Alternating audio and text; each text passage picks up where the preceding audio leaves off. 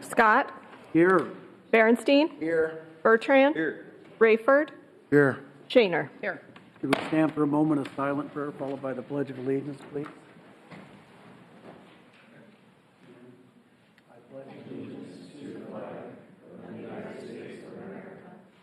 Republic for which it stands, one nation, under God, indivisible, with liberty and justice for all.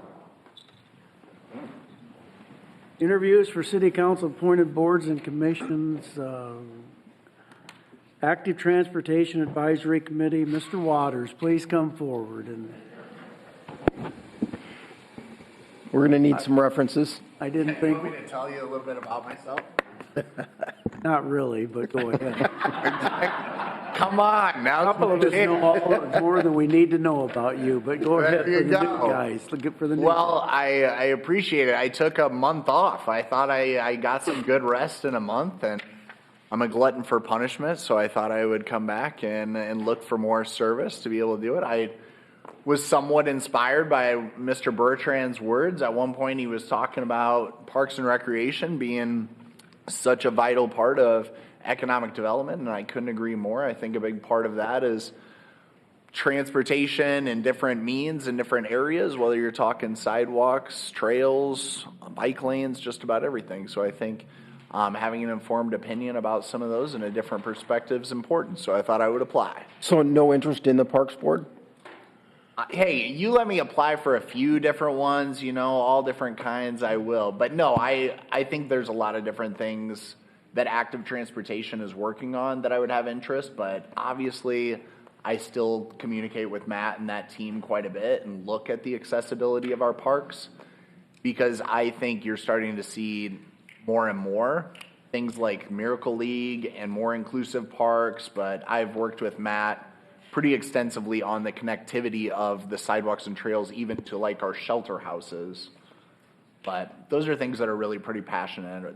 I'm just curious because we have talked pretty aggressively with Matt and his team about looking at alternatives for the parks and possible development, that maybe that would interest you even more. Yeah, I'm open to any way that I can serve. I know the stuff that Angela and that team were working on as far as and what we've done in the past with sidewalks and trail projects and just thinking about bike lanes and connectivity. And so I thought, hey, wherever I can be of service, I'd be happy to. Just remember, a lot of times when you were here, I voted 1 and you were in the 4. So, What? So if you get a 4-1 vote, don't take it personally. Deal. Thanks. Thank you. Thanks, Alex. Museum Board of Trustees, Stacy Alex. That's a hard act to follow, Stacy. Hello. Tell us why you want to serve. I really enjoyed my first term, and I'm very proud of the development I've seen at the museum, and I'd like to be part of its continued growth. And I think one thing that I bring in particular is I'm the only one on the board right now with little kids, and I think that perspective matters, right? And I think they're growing in terms of their educational programming, and so, yeah, I think that's what I have to offer. Appreciate you remaining interested in your involvement. I appreciate the museum. It's one of the very few things that we have that's completely free, so it's just wonderful for families. Yeah. Thank you. Yeah, Any other thank you. questions? Thank you. Parking and Skywalk System Board of Trustees, Nikki McLaughlin. Hello. Hello. How are you? Tell us a Good. little bit about yourself. I'm a property manager downtown, so I have probably 3 different buildings that I manage down here.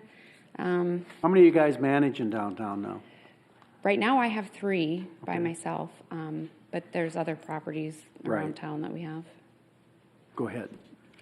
I'm a wife, a mom. I have, one of the properties is directly on the Skyway, which is Copper Flats. So obviously the Skyway is very important. I utilize it many, many times a day. I know that my residents do as well. Questions? I appreciate your interest in helping out. Yeah, thank Thanks. Thank you. Thank you. We'll go to the consent agenda today. The consent agenda is items 3 through 11D. You can consider those to pass unanimously unless a separate roll call vote's requested by a council member. you want to speak on an item, please come up as I read that item. If you want to speak on an item not on the agenda, please come up under citizen concerns. Remember to always state your name for the record. I'll move the consent agenda. Second.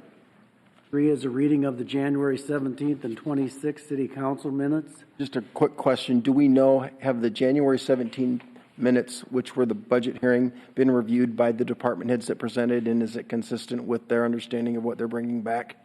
The budget meeting minutes are done by the finance department themselves, so they've approved it. They have approved it? Yeah. Okay. 4 is a resolution accepting donations for the period of October through December 2025. Can I ask a quick question? On those donations, there was a nice donation for homelessness activities. How do we manage those funds when we get a donation like that? There's so many programs, Jill, that I just wonder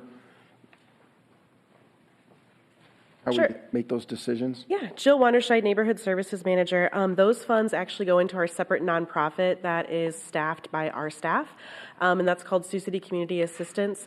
That's the location it takes you on all those signs that we have out there for panhandling. And then we use those funds, pretty small amount typically, for anything that cannot be covered by any of the other federal grants that we have, and it has to be for people that are literally homeless, being in shelters, those kinds of things. Okay, great. Thank you. B is a motion appointing Aaron Whitmer to the Parks and Recreation Board. C is a motion appointing Evan Paulsma to the Parks and Recreation Advisory Board. A is a motion appointing Mackenzie Heisroth to the Parking and Skywalk Board of Trustees. 6 are actions relating to grants. A is a resolution authorizing the police department to submit an application to the JAG program for the Flock Safety License Plate Reader Camera Program. I'd like to pull that for a separate vote. Do you have questions on that one, Craig? I have a question. When we, Chief, question I've got, guys, is when you look at the JAG program, and there are obviously, I think you said there were $2 million that were available in the fiscal year to the state of Iowa, and you're applying. Then on page 20, either 26 or 27 of our materials, you list the programs that those federal funds can support. How do you make the decision on where you allocate the JAG funds on an annual basis? It talks about law enforcement, prosecution, prevention, corrections. And the reason I'm asking is because behavioral health is such a critical issue in our community. And I'm not questioning the merits of what you want to use these funds for, but we have such a need in our community for behavioral health services that I'm wondering if you ever look at using those funds for that. Planning, evaluation, technology, crime victim, extreme risk and protective orders, and specialty courts. Those were the list that you identified. How do you look at? Excuse me, I'm sorry to interrupt. Ryan Bertrand, Captain Sioux City PD. I'll give my answer to that, and I'll let the chief weigh in if he would like. I think the reason we selected to go the direction we did is because it's something that has a more direct impact and something that we have a little bit more purview over.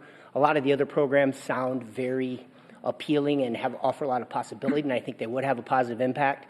We're just not set up to administer or oversee those as well as we would something like this. This appeared to be a little bit more bang for the buck for us and something that fits in with what we're already doing and supports the efforts that we currently are undertaking. I have no problem supporting this. I know the mayor wants to move this out. I have no problem supporting this, but I would like, as you're looking at the availability of these funds in the future, to maybe work with Mike, get a better sense of how we're trying to address healthcare initiatives, and especially with regard to behavioral health. Thanks. Did you need a second on Bob pulling that out, or? No, it's automatic. It just comes out. Because it's already in the motion. We're ready. Berenstein? Aye. Bertrand? Aye. Rayford? Aye. Shaner? Aye. Scott? I'm going to vote no, and there's 2 reasons. One, well, there's actually 3. First of all, you're told that nobody can get in this computer system, which I find hard to believe in today's technology, because anybody can get into a computer system. We all know nothing is 100% not to be able to hack. Number two, my friends on the very right and my friends on the very left, and I'm kind of in the middle, both have a problem with this technology, and I don't think, I can't ignore that. I really have a problem. Are they looking at it as Big Brother watching? Absolutely, But absolutely. it's not watching the person.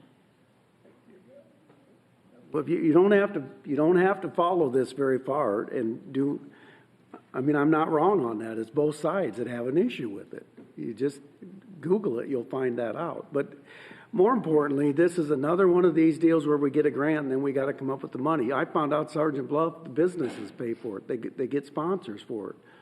We'll never do that. It'll be on the taxpayers. And I'm just not into putting any more taxpayer dollars into technology right now. Rex Mueller Police Department. Mr. May, we actually have sought private partnerships because we think that is a way to expand this network, and we've been actively looking. Talked to homeowners associations, we've talked to businesses. There are businesses in town that finance their own. We'd like to expand that. As long as the businesses see the value, they need to do that. As far as the privacy piece, from our standpoint, we have a very robust policy that dictates who can use that. We have a handful. How many access codes do we have that will identify what that's, you have to meet? Every single search requires mandatory entry of one of over 50 NIBRs, which is a criminal code. So it logs the searcher's name, it logs the type of search, the criminal reason identified for the search. All that is kept on every access to the system. How many times did you look at that today? I just looked at it recently because I did a test deal when KTIV did their story, and I ran a query for a KTIV license plate, and I ran this myself against the system, and it found my exact search, date and time, and reason for the search was all put in. How many times have you looked to see which officers have accessed this? Several times. I guess I would say a part of it is what. Without context, that's kind of a fruitless exercise. I don't, like, if there was an allegation Well, of it's not fruitless because you can't tell me that if there's no way to check, you can't tell me that somebody isn't checking this. No, there is, Mr. Mayor, ways to audit the system, and we make it very clear to all staff. It's like anything. You can't use just even our regular RMS system. You cannot use that for personal. Consequences would be very strong. Our code of conduct has it as a misuse of LPR data. System is a class 1 violation, which is our absolute highest violation. I understand all that. How do you know? How you can tell me what your policy is if I have somebody go on and do that. I get that. But how do you know that they've done it? I guess I don't understand the question. How do I know that they've ran a query? Yeah. Or they ran an inappropriate query? That's what I think he's getting at. Well, how do I? Really both, right? Yeah, both. It's a question. It's a good question. I understand the concern, but it would be the equivalent of how I know that every single traffic stop that is conducted is a good traffic stop.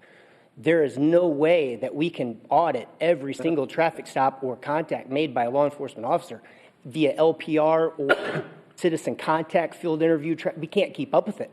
We would be solely relegated to monitoring. We wouldn't be able to do our jobs, Mayor. Do you get a printout in the morning of how many searches were done yesterday? No. Can you I could pull get it one? if I needed to. Yeah, absolutely. Right, okay. Absolutely. So you could make that part of the policing of the system if you so chose to. Absolutely.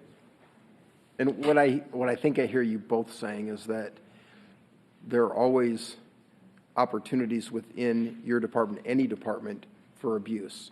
What you're saying is that you believe the standards that your officers live by, understand what they can and can't do, is sufficient to eliminate the concern that the mayor's sharing? Is that a fair assessment? Correct. The safeguards on the LPR usage are as good or strong as many of the other systems that we have that are just as the same handling of sensitive information, et cetera. And as I understand this situation here, I mean, you're already using the LPRs, so this is just trying to get that additional grant so that expanding it to, and we've talked about this, and so just so that there's some clarification. To your good point, Councilman, there's been citizens that have come forward, and now that people know that we have this system, there's queries, contrary to the mayor's point, where citizens are asking, hey, this and this happened. How come I'm not finding it? My stolen trailer went up Hamilton Boulevard, you should find it on your LPR cameras. And we're like, we don't have a camera there. So people are asking us, they've heard we have the system, they heard we have the technology, but we're so limited in our deployment right now that, it's ineffective. And so to the mayor's, I guess it was his third point, after, if you were successful in getting a grant after this first year or the year when it gets implemented, then you would come back to us to ask for either additional funding and then we can get some data and some feedback and at that time, correct? 86,000 or I think 77. 77 would be the first year. That includes a little bit of installation costs. I believe the subsequent years for that block of cameras mentioned would be 63,000. It's going to lead us to the Safe City program. It's a stepping stone. It's in the direction of it. And we've been very intentional about trying to record our successes. We don't want to ask the council for anything without having proof that this is operational technology that assists in city public safety. I mean, and we wouldn't even be pushing for this. This, you've heard this is the future. This is truly how a lot of jurisdictions are operating. And unfortunately, for some jurisdictions that can't hire officers, they're replacing officers with technology because they know this can supplement their crime prevention and crime detection efforts. We have found it working in homicides, in day-to-day street crime. It has been very valuable. And what we believe is that as we operate with these, we're going to find that we can't live without them. And all we want to do is be more effective. And this is a piece of technology that absolutely makes us more effective. It's not a toy for our amusement. It is something that has made us more effective. And I can tell you that the detective... I never said that. No, I didn't say you said it at all. I never said anything close to that, Chief. Oh, I didn't imply that. I have concerns about my rights being violated. I understand that. And So don't unfortunately say- for don't say that I said something. I didn't ever mean to imply that, Mr. Mayor. You didn't say that. You didn't have to make that statement either. No, not at all. But quite honestly, when you sign on to your phone and Google asks to track you, people on a day-to-day basis sign off on being followed everywhere by your cell phone. So, and they exchange and sell that information. We're not doing that. We're doing it with a very robust policy in place, just trying to be more effective. And Mr. Mayor, if you took anything out of that, wasn't at all referring to that. I want to make sure that the public knows that this is something that we value as an intelligence tool and for apprehension of the criminals, nothing more. So we're just trying to be more effective. And when somebody presents a technology that can make us more effective, we want to try to utilize it for the benefit of the citizens. I don't know how you'll quantify the value, but when you come back in a year and we start putting it in our budget, I think it would be helpful, Captain Bertrand, to maybe have a better sense of what you're actually seeing in terms of quantifiable data that helps us understand the value. Yeah, one case I give you a good example. I was just going to ask you for a case. One that's a good example recently is there was a attempted murder in South Sioux. The party had basically suffered had their throat was cut and slit. That person is not going to live a normal life. They are still alive as far as I'm aware. That suspect was located because of an LPR camera the very next day by Sioux City officers. That suspect's been placed into custody. To quantify that, we would probably, on a murder case like that, if we've got 5 locations in Sioux City, I'd probably have at least 3 detectives go into each suspect location that we had. There may be as many as 5. They may spend 30 minutes to an hour at each location, and they check every single one of those locations every day, probably for 5 or 6 or 7 days until that person was located, not including surveillance, overnight units that are parked there. And by finding that person right away that very next day, we could do the math. Hourly rate times 3 times 5 times 4, and those numbers get big pretty quick. So I could certainly take our top greatest hits and put them together and add numbers to them. I'd be glad to do that. But the time savings and the effectiveness is huge. It really is huge. I'd like to hear the story about the trafficking, please. So that particular case, we had This is local. This is a local case. Mother had basically made some promises of illicit sexual activity involving her child to an acquaintance of theirs. And this case came across our radar. Very heinous case, very serious allegations. At one point, the mother goes mobile, basically takes the kids and runs. just shy of an Amber Alert. Full-blown Amber Alert is very hard to get to. You really got to hit a lot of marks to get to a full-blown Amber Alert because how intrusive of an alert that is. But because of the alert, the protection order was issued and the warrant for the arrest and to get the kids back to safety was issued. And because, again, the LPRs, we were able to pick her up within a day or so and get the children removed. They're safe, and that case is on its way. So not having had that tool, she could have been driving around until we haphazardly happened to run across them.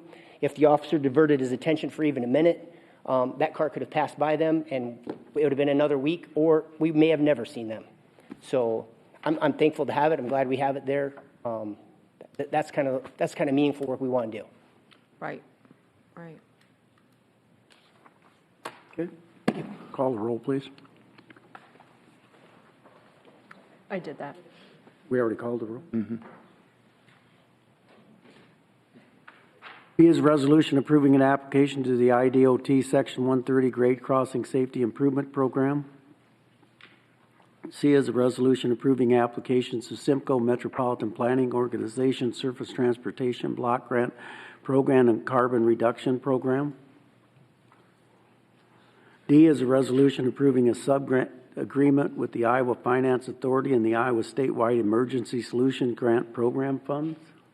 Question on D, the list, it talks about the availability of the use of those funds to place, and I think maybe if I remember right, Jill, you talked about placing 10 families. Is it individuals, families, or is that how you evaluate who to place?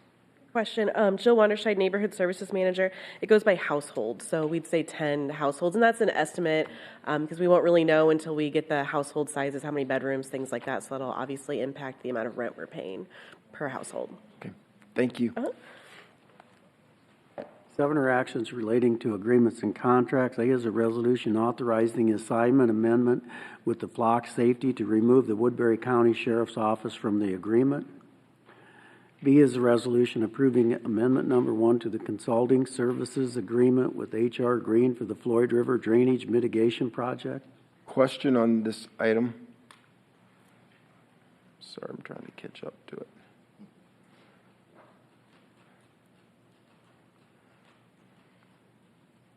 Why are we not rebidding this? This was a 2017 contract, is that right? Gordon Fair, city engineer, yes. And so I get that there's institutional knowledge and project knowledge, but with a contract, and I think there was one amendment in maybe 18, we're talking 7, 8 years later, you don't rebid this work, or is it just too small of a? These are professional services. We can't bid this work out anyway. We could go back out and do an RFQ for the whole thing and start over, but it will definitely delay. Thanks.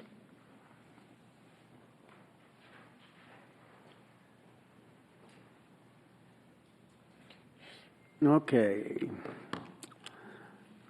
C is a resolution approving amendments to number 1 to the service provider agreement with Richard Hansen for maintenance and garage control at various locations. D is a resolution approving a contract, Triple D Contracting for the demolition of the 1031 Morningside Avenue. And quick question on this. Daryl, is this an assessment project? Does this get assessed to the property owner? Yeah, Daryl Bullock, Inspection Services Manager. Yes, it does get assessed back to the property. If history repeats itself, though, one of the other stations they took down, they did register a check for the entire amount. Okay. And I'm hoping so here because we have 3 of them. This will be the last of the 3 to come down. Yeah, question on that. Is that just the building, or is that the concrete? That's the building. Gone, or the tank's gone? No, tanks aren't gone. This They stay? No, this includes tank removal. Does it tanks? Yep, tank removal. Everything. All of the concrete, asphalt, the whole bit, foundation, footings, and then curb as well. The whole footprint, the whole lot? Yep, it'll be just graded off and then seated back into place. Thanks, Daryl. E is a resolution approving a consulting services agreement with Teton Ridge Consulting for the redevelopment of the property at 100, 112, and 124 Pierce Street. Can I move to defer this item? I've had a chance to visit with Marty and Renee. I'd like to defer this just take a week to learn a little bit more about the developer, or the consultant, and bring this back in a week? And that would be items 7E and F. Second. Got to defer F too. Are we deferring F? And F. F separate. That's the most. My apologies, no, just 7E. See, I do pay attention. Is there a second? Second. Bertrand. Rayford. No. Shaner. Aye. Scott. Aye. Berenstein. Aye. F is a resolution inviting proposals for the lease of land in the combined central Sioux City CBD urban renewal area, announcing the intent to accept the proposal of Mozak Commercial Properties and scheduling a hearing for the property at 124 Pierce Street. G is a resolution approving development and minimum assessment agreements with WB Land and Development, the property at 3000 Outer Drive. 8 are actions relating to personnel. A is a resolution amending the Community Development Department's authorized payroll complement by extending one temporary neighborhood service project coordinator position. Can I talk about the other one that you passed, the development agreement? And I don't need to talk about the Teton agreement, right, because it got deferred, or would you like me to talk about that now? No, that's deferred until next week. So don't talk about it now. Okay. On the development agreement, Paul Koskevich, by the way, I just had some questions for clarity. It sounds like a really nice project, and real excited about that. I got some questions, though. I spoke with city staff a little bit about this, but what I'm looking for is just some consistency here. I've been complaining about that a lot. I've done some research in the past in other cities, and I noticed that this development agreement is taken on by the city as opposed to the developer. Is that normal for Sioux City? Is that an Iowa thing versus South Dakota, say, or what does that look like?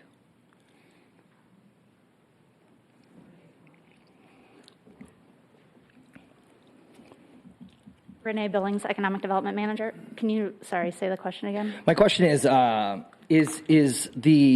the way the TIF is set up that I've come to read and understand is that the city is taking on the TIF as opposed to the developer. So my first question is that an Iowa thing? Is that a Sioux City thing? Is it optional either way? Or what does that look like?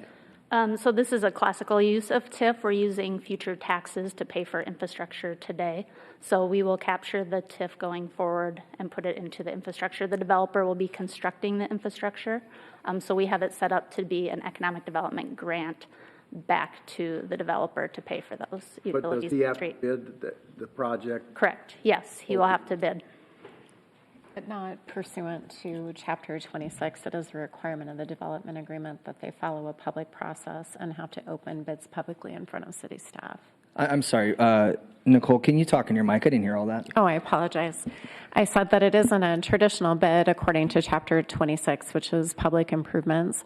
There's a requirement in the development agreement that the developer has to follow a process of public bidding and open those bids in front of city staff, but it isn't the true process that would come in front of the council that we would have if we were putting in infrastructure just for the city.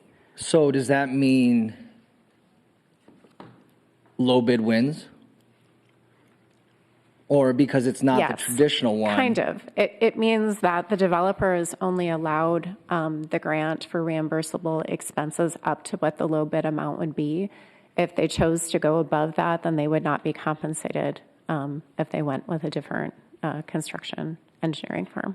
Okay, so I guess we're kind of getting all over the place here. I got a lot of questions. So I guess my question is the developer is obviously a civil contractor and can perform quite a bit of these scopes that are in this development agreement. Good for him. My question is it low bid? And who's administering that, right? I mean, so I want to know is, because he's a civil contractor and can perform a lot of this scope, is he a shoo-in to get the work? Or is it an actual real hard bid? Every segment, if he wants the work, he has to take it for what the low bid was. So he can match low bid? Yes, sir. Well, because, but listen, the issue here, guys, is that in reading the homework here, is it says that it wasn't real clear. It says the developer will, what was the word? I don't want to misinterpret here. It says it'll be a competitive bidding process. So really vague. I'm just looking for clarification. So if you bid the job at $500,000 and he bids it at 600, he can do it for 500, but he has to use your unit quantity. Okay, that's clear. Thank you. So next question is who facilitates the bidding process, right? Can he select who gets notified about the bid, right? Or who sends out the bidding details, right? Let's say, if you're an HVAC, does only Suter get it and someone, or do you not give it to Suter? How does that work out, right? I mean, like Spiro sends out a deal, sends out an email to blast it all out and here, take a bid. Who's sending that out? Is the developer? Is the city? Who is? It's the developer. The city is not involved in that. So let's think about that, right? My question would be is okay.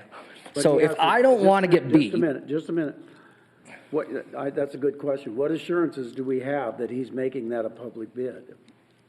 He has to follow the public. Have the copy of that. I don't have it with me. I'm pretty sure that because it's not dedicated, though, that he is not required to follow the city process of bidding.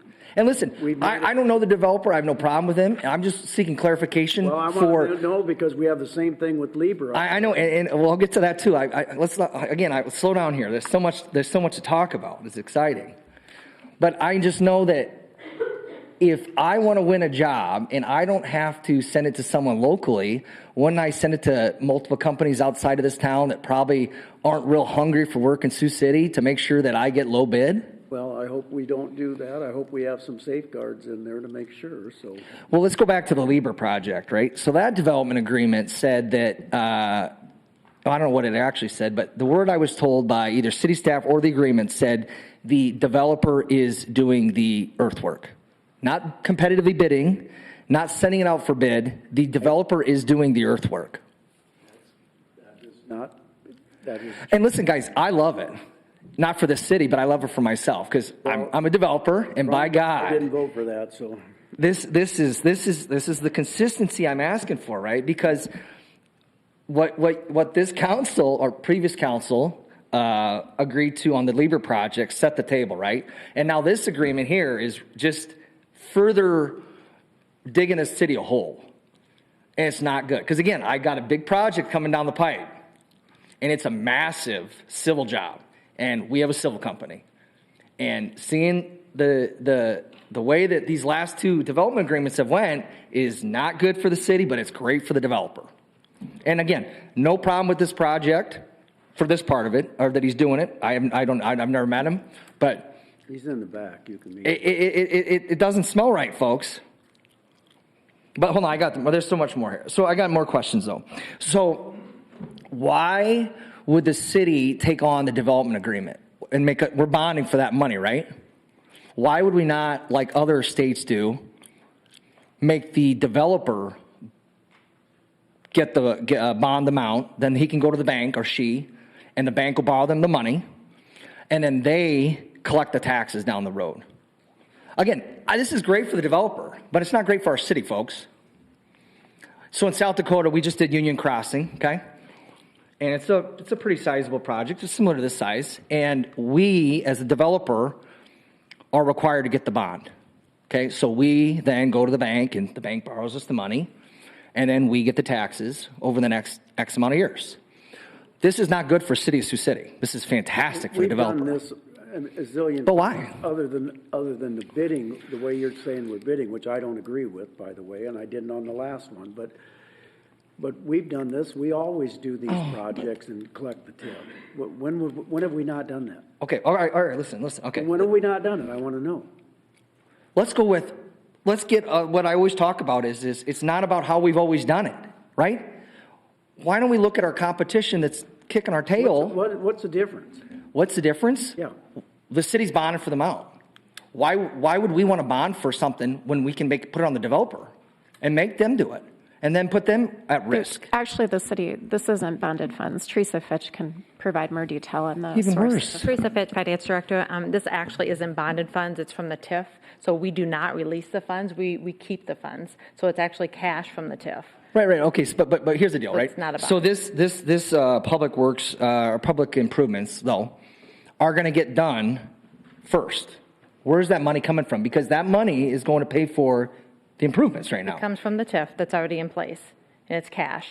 Right. Okay, but that's what I'm saying.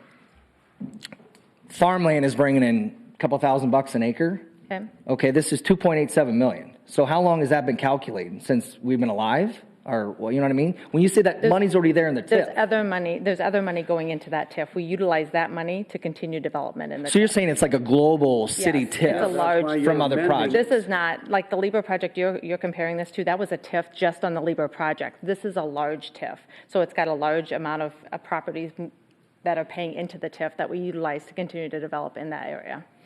So when that money, if this project weren't to be here, and so that money just accumulates in this TIF account? Well, no, we actually release it. So we cannot keep the funds. We release it out so that the other taxing entities can go ahead and take those funds or tax on it. So the city has the priority to keep the funds for development, or we release it out so the school district and the county can tax on it. When you say release it, I'm not following. Okay, so if there's a Let's million. say you don't have a project, you can't keep the money from the right. school district and So- from the county. It's against the law. You have to have a project in order to encumber the money.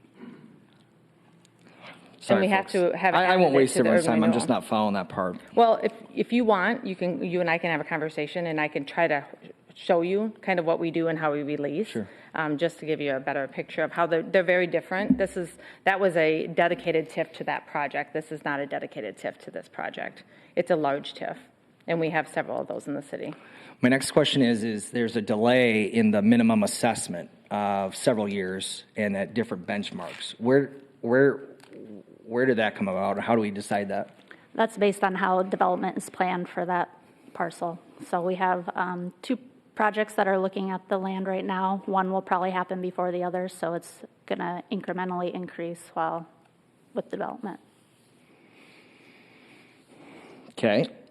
My next question is, I was told that typically the city wants to do about 10 to 15% of the project on these tax abatements or TIFs. 2.875 million of 7.5 million minimum assessment is 38%. Now, I'll give them the benefit of the doubt that land costs are probably not in that, so we'll add $500,000, $20,000 an acre at 25 acres, okay? So now we're at 35% that we're TIFing this at, okay? That's far different than 10 to 15%. Where I'm going with this at is the TIF that this is being allocated for this project that's going to produce a gas station and another company.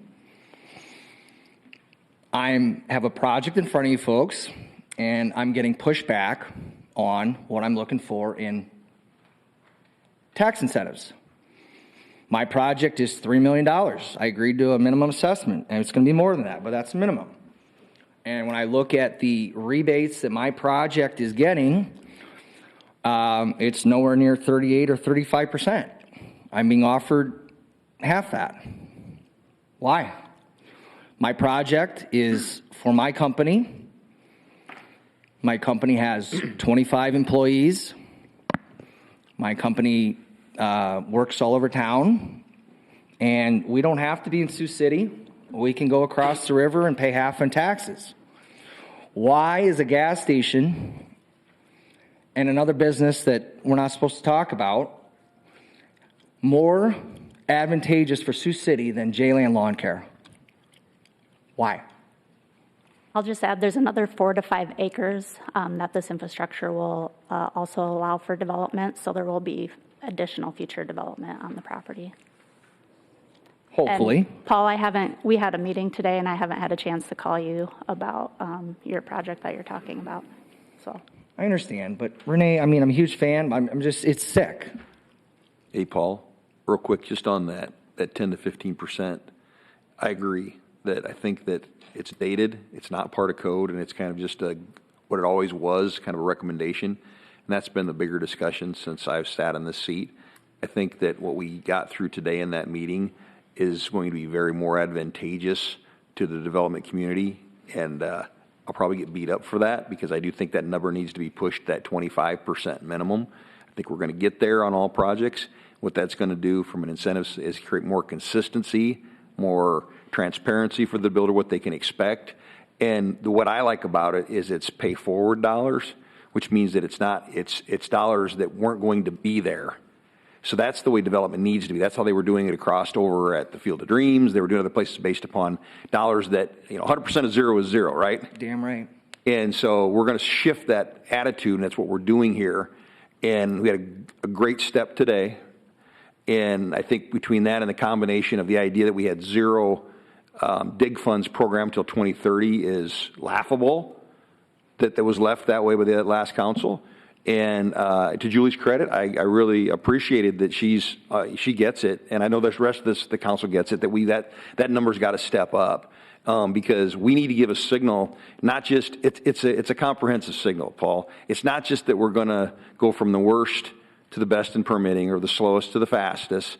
It's that we're going to put a shingle out there that says that we want you here. We're going to invest in you, and we're going to give you incentives to be here. And we're 5 weeks in, man. And it's coming. And so we hear you, and I hear you, and I think you're going to be pleased. I agree the consistency across some of these deals that were cut before. We're going to even this thing out. But the good news is I think that we understand that this whole council wants economic development. We want the business community to hear us today. That's why I'm speaking. We want to be heard. We want you guys here. So I appreciate your comments, and they're taken the right way. Thank you. I appreciate that. So what is the next step, just so I know, of what to be expected? Because again, it sounds like there's some confusion about what was agreed to on the Lieber project, and now there's still some confusion on this project as far as from a developer standpoint. Because again, I just want consistency for when my project comes. Well, I don't know why we would let anybody bid without having an open bid process. And an open bid means anybody can bid. To me, that's what it means. And that's what I thought Lieber had to do. So if you're saying this guy can go get Holstein from wherever he comes from and bid, that doesn't want to bid in this town anymore after working for us, and that's the only bid he's got to get, it's not going to make it for me, because that you bid these things, you had the same option, you could bid, but you had to accept whoever the low bid was. There's nothing wrong with that. I don't care who does the work, as long as it's a fair and open process on the bid. But if you're telling me that they get to pick and choose who the bidders are and don't have to publicly let people know that project's out there, and if we got the same thing with Lieber, that's a bad deal for the city. That wasn't our I hate intent. to agree with Paul, but on this one, I don't agree with anything else he said today hardly, but on this I agree. God damn, it's a win, man. Yeah, don't get a big head over it. We got a lot of meeting left here. We'll work closely with the developer on that. That wasn't our intent, so we'll make sure that they. Well, you better make sure with Lieber too, because I made that clear in that process too. I didn't vote for it, but I made it clear that this is not right. Yeah, and I do think we need to get some clarity on some of the points that have been raised. Bob raises good points. I had a meeting earlier this afternoon and had a chance to visit with Teresa and talked about trying to set some clear parameters. I wasn't involved in the economic development team meeting because I'm not on that committee, but I visited with Teresa and Marty and Renee and talked about trying to create quantifiable understanding in terms of how we're supporting development. And I know there's a lot of subjectivity in evaluating projects, but I think it can be more on the side of the ledger to quantify and understand. And so with the points that have been raised, I'd like to get some clarity. I support this project. I think it's a great project, but I think to the extent that there's some gray in terms of the bidding process and how we manage that $2.87 million, how it affects the contribution that we're making, and how we reduce the 35% number to a more palatable 10, 15, even 20 or 25%. So I'd like to defer this and get a little clarity. I'm supportive of the project, but I'd like to get some clarity. Did I hear you, Craig, correctly? Like, you want to lower the amount? No. You said that the city's contribution is close to 35%. What I want to do is I want to get some clarity on what our contribution is, how Renee and the developer are evaluating how that $2.87 million is consistent with what our contribution is. Also, to the mayor's point on the Lieber project and with regard to this project, what is the bidding process and what kind of controls we implement? Okay, yeah, I just wanted to clarify, though. You weren't trying to lower what the city... He's trying to make it look like it's not 35%, because it really won't be, but they only have 2 buildings at this time. Okay, but what's wrong with 35% even if it is?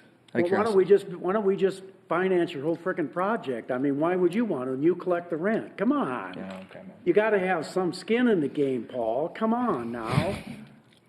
I mean, that guy put his tail on the line and bought all that ground. Okay, first of all, how was that no skin in the game? I mean, give that guy a compliment, right? He bought all that land. Nothing bad about his project, but you think every project should have 35 or 40% city contribution. It's not possible. Not possible. I'm just curious. I don't know the exact amount, how many millions he bought. You know what? I mean, how There's does an he have no election skin in the 2 game? years, you can run then, but the rest of these guys want to give 40%, go for it, but not me. Not going to happen. It's too bad, man. Well, no, it isn't, because that's ridiculous. Okay.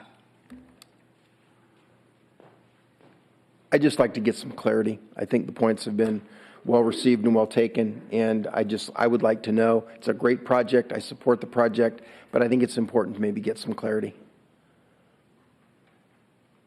What are you asking for? 1 week deferral. What does that do to you? You got to come to the mic, guys.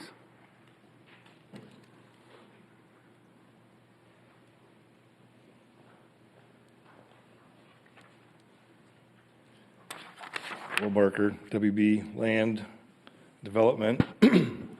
It slows it down. Yeah, I mean, it prevents a closing from happening on the date scheduled. It screws with that.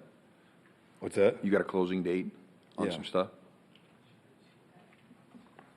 I think we can get our clarity without deferring it.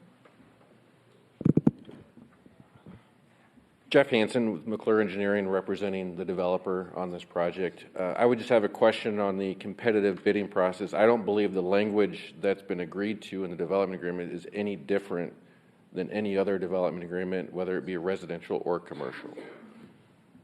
The language that is included is actually a little bit stronger than what we've used in the past. When we're giving economic development grants for infrastructure purposes, if the city is not dictating the method and manner of how those public improvements are put in, we're limited in what we can control.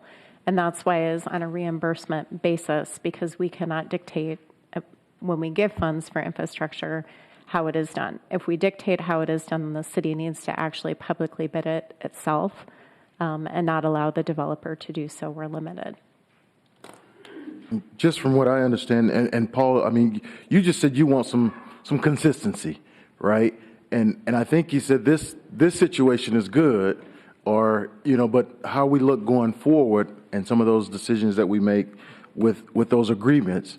Again, I'm happy for them, and I just expect when I come down the road in a year with a massive project that's bigger than this one, that the same applies, because we do dirt work too. Right. Okay, and I don't want things to change in a year, because we've set the table.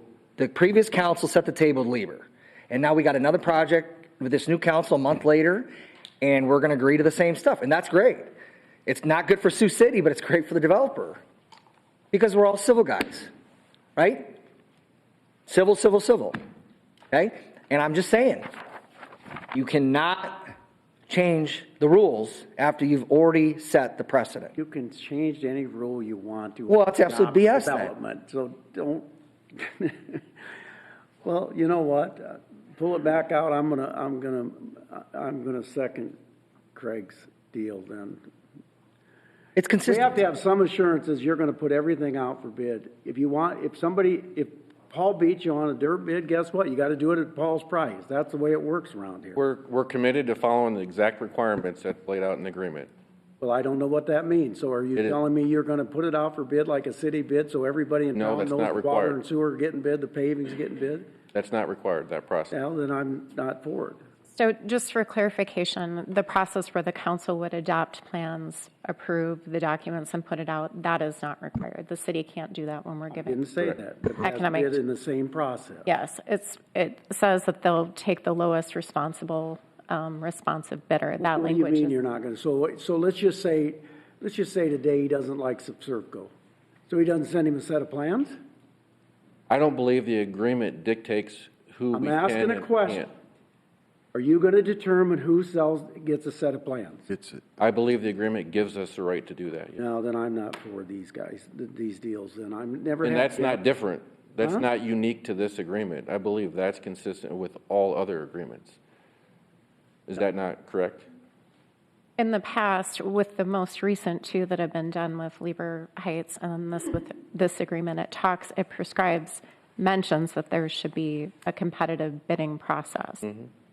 That's stronger language. We did not negotiate that. That was consistent with the Just language. saying, here's what happens then. We all know what's gonna happen. You're gonna pick and choose who, and you're gonna, So is the term competitive bidding process defined in the development agreement, Renee? Or Nicole? Is there a I just standard? turned away from that page. Sorry. Jeff is right. It does not, the agreement itself does not dictate who they have to open it up to. It just says that there has to be a competitive bidding process. They have to take the reasonable, responsive, low bidder. They're limited to the amount of reimbursement funds from the city and the grant to that amount. If they choose to go with someone that is higher, then the city would not pay that. But it does not prescribe who they have to send the bidding packets to. That is correct. So what are we gonna do with I Liebers can- here, folks? I can read I mean, this they're just smooth sailing? That thing's been signed up and they're good to go? no, I'm not gonna vote for it, but Lieber's already been approved. Lieber's already, we can ask it to be reconsidered. Do they have to accept the reconsideration? Because I know I wouldn't. Not there, just. I'm talking about Lieber. If I'm in the prevailing side, Robert Rule of Order allows me to pull the agenda back and reconsider. That's what the rules of Robert's Rules of Order are. I was on the prevailing side. I'm sorry, which one are you talking about? You can always reconsider an item if you were on the prevailing side. You can ask for a reconsideration. talking about going back to Lieber's agreement? No, not Lieber's. No, I can't Oh, do that's anything what with you were Lieber. saying. I thought. That's what I asked about. No. So they're Lieber's done. There has been no vote on this because it's still on the consent agenda. So if there is a motion for deferral, it can be deferred. Would you like me to read the competitive bidding section of the agreement? Please. Because Okay. Jeff doesn't, he's got a whole different opinion about it. No, I agree. It's a brief paragraph. There may be other references, but this is the general description in the agreement. Competitive bidding, developer shall receive competitive sealed bids for construction of the minimum improvements from bidders selected by the developer to be opened in the presence of a designated city representative for each of the reimbursable items of construction. I'm not for that. I'm sorry. You gotta- So just for clarification, so then you're saying that the developer gets to decide who even elects to send the bids to? Sure. And again, when the city is involved, when we have a developer that's doing public infrastructure, the city can only give a grant and cannot dictate the method and manner, the full method and manner of those public, what will ultimately be public improvements. Because if the city does, then we should be bidding that through the competitive bidding process under Chapter 26. So I think what I'd look. Why would that be any different? We can do a TIF project and we can build that street for him. Sure. So why would we not competitively bid it then if this is the way it works? Just asking. Well, it's kind of nice that if you're the developer and You get to work. You're buying your own business. I mean, that's the elephant in the room, guys. I sit here, I'm listening to a conversation like I'm on a planet. These are their projects. They're buying their own work. That's all they're doing. And they're not going to step on each other's toes. The dirt guys aren't going to bid again and they're going to cut each other's out. Yeah, that's all they're doing. But there are all kinds of people that'll bid paving and sewer and water. There'll be 5 people that'll bid that work. Yeah, but at some point you got to reward. The guy just paid 2.8 or whatever on his own development on his ground. I mean, there's some type of skin. That's the skin in the game. I don't understand this whole argument. I don't get it. Well, then why don't we just say, don't bid it, you just give us a price and we'll pay for it? We're not allowed to do that. No. Oh, no, but you're allowed to go get your best friend to bid it. I guess Come it's on, Jeff, I'm not that naive, and neither are you. Maybe, Will, do you have some commentary that can help us get our arms around what your plans are? I planned on bidding it, but when I bid work, I don't plan to lose money. So I'm going to bid it to make a profit. And if that's low bid, then that's low bid. So if somebody else wants to come in and do it for less, then let them. Well, if you get to pick the bidders, I can almost guarantee you that won't happen, but. If what? I said, if you get to pick the 2 or 3 guys that get to bid against you, I can almost guarantee you that's not gonna happen, but, Is his bid also sealed? yeah. Ahead of time? But then they're opened in front of, Open them all at the same they're time? opened in front of, with city employees. Yes, Right, and if he wants a job, he has to meet the low bid, right? yes. And, I mean, if he. He's if- only reimbursed on the Right. low bid. Right, I understand. Again, we're not standing here trying to say that we're trying to skirt the rules. We're saying we're going to commit to meeting the requirements of the development agreement. and Yeah, so that's you the go get language. one bid. That's all you gotta do. Per the agreement, that's Yeah, correct. well, that's terrible. 'Cause But we will follow the requirements. There's 7 in the guys agreement. that'll wanna bid that sewer and water and paving right now. Yeah, so they'll- Because there's no work. That's fine. They can bid it. Well, he just said that's not what your man here just said. I said it wasn't required by the agreement. We're not saying we're not going to request more than one bid. I'm saying per the agreement that's been negotiated, it does not say That's the a terrible number of deal, bidders because you can required. you can say, I don't like that guy, and no matter what, I'm not gonna let him bid. You could, that's not our intent. Not saying that, so. So there's nothing we can do about this Lieber project then? They're just. Nope.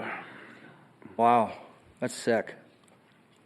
So I got another question then. So what's different than this Teton agreement? There was that there was no bid process. Just, hey man, we talked to one company since 2024. We're tickled pink about them. We didn't talk to anybody local.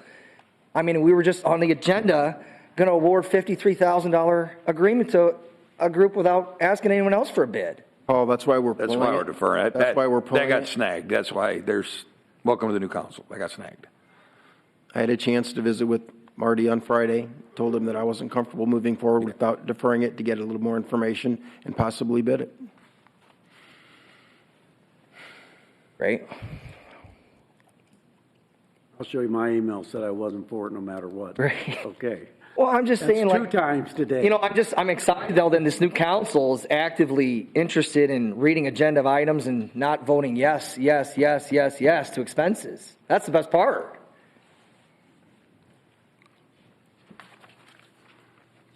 Okay, well, So we're screwed though. We don't get the same deal that Lieber got. no. I voted no on that too. Excuse me? I said I voted no on that. Well, not because of that. Well, I did. My guess is, Paul, when your project comes, there's going to be a lengthy discussion. There's gonna what? Be a lengthy discussion. Yeah, I'm sure there is. I just think, I mean, I ruined his project, but I'm sorry. I would just expect consistency around here. I agree. I guess I should have said something at Lieber's project. There's nothing that can be done on this money down the drain. So what are you wanting to defer? I've got a motion to defer. I'd like to get a little more information, continue to visit with Jeff and Will, talk through these issues, and get some comfort and clarity. What's the information that you need? I would like to know what your bidding process is going to look like. I understand what Jeff has shared. Nicole has been very clear on what the parameters of the development agreement outline. I'd like to make sure that the process is in good faith, in an attempt to get as many bids as possible, so that our $2.87 million is being used properly. And I don't mean, I'm not implying that you won't use them improperly, but that the $2.87 million, our investment will be managed properly, and that we get some clarity on what the total amount of our contribution to your project is. I understand that under the development agreement that requires a minimum of assessment of $7.5 million for the first phase of your project, that looks like it's 35%. I'd like to know what it's going to look like in visiting with Marty and Renee over the course of the additional phases with what you're going to add to the project and what the minimum assessments will be on those phases as well, to get an understanding of what $2.87 million looks like in terms of the total city contribution. Well, you answered your own question, which is really good. I mean, you got there. But I keep going back to, what did you buy into for a minimum assessment, so the public can know? What was your minimum assessment, Jeff? 7.5. Right, so you agreed to 7.5 assessment on your own piece of property that you paid for, and you're going to get reimbursed on the tax dollars that you're going to pay on your project and your piece of property. Correct. Right, so I guess I keep looking at this. This is how economic development is supposed to work versus just handing out checks, grants, dollars. This is about 100% of zero is zero, right? So if the project doesn't go, there's no tax dollars that can be used that can be put back into your own project. This is how development is supposed to work. And so I keep going back to, I don't know how this is a misuse of tax dollars. I don't know how this is a misuse of tax dollars. It's their taxes on a project that they're putting their stones out on, and they're going to pay it and then get it back to you reimbursed. That's going to be there forever. Doesn't cost the taxpayer nothing. Correct. So it doesn't cost the taxpayer nothing. Then let's put the street in ourselves. Then we know what it costs. Let's put the street in ourselves. Then we know what it actually costs. But he's only going to get reimbursed up to the assessed value that he's going to get back. He's already taken on a minimum assessment. We're going to pay for that We're street paying no for the matter full, what. he's getting reimbursed for the full 287, regardless of the taxes he's paid. Teresa, how long on a minimum assessment of $7 million, and I recognize that's only a minimum assessment. It can be increased if the assessor comes in. But on $7.5 million, what are the taxes, the per year taxes on a commercial project of $7 million assessment? Yes. Correct, yes, Forever. Not going down. correct. Hopefully it goes up. I'm sorry? Hopefully it goes up. That's on the 28th. And how much are we putting in this? 2.87. Okay, so you got 10 years before you see anything. And if we don't do it, we don't get anything. And you In don't 3 have years. push snow or anything else either, but that doesn't matter. Anybody. I do want to point out on this project, we talked about it at length, some of the cost as part of the development is, I guess, improving the intersection that will also assist other development in that area. So there is some of that cost is related to other development that could occur. I understand all that. I get all that. For me, it's just about the process of you're going to reimburse a developer when you don't really know what the costs are. I'm not accusing anybody of anything, but we all know how that can work. Trust me, I had So the same put the dang street in but yourself. Why are we I not? think we're putting- trying to trust our developers that they'll do what they should do, what they've promised that they'll do. They're all honorable people. I'm sure that they Yeah, will. you're right. Or we could just keep doing what we've been doing the last 50 years. It really has been working. That's what we should do.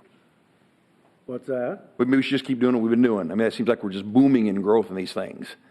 This is the new wave of this. But this is the new way of growth. This is how you give grow. this guy the street. What's the difference? Tell me the difference, because there is none. What's the difference?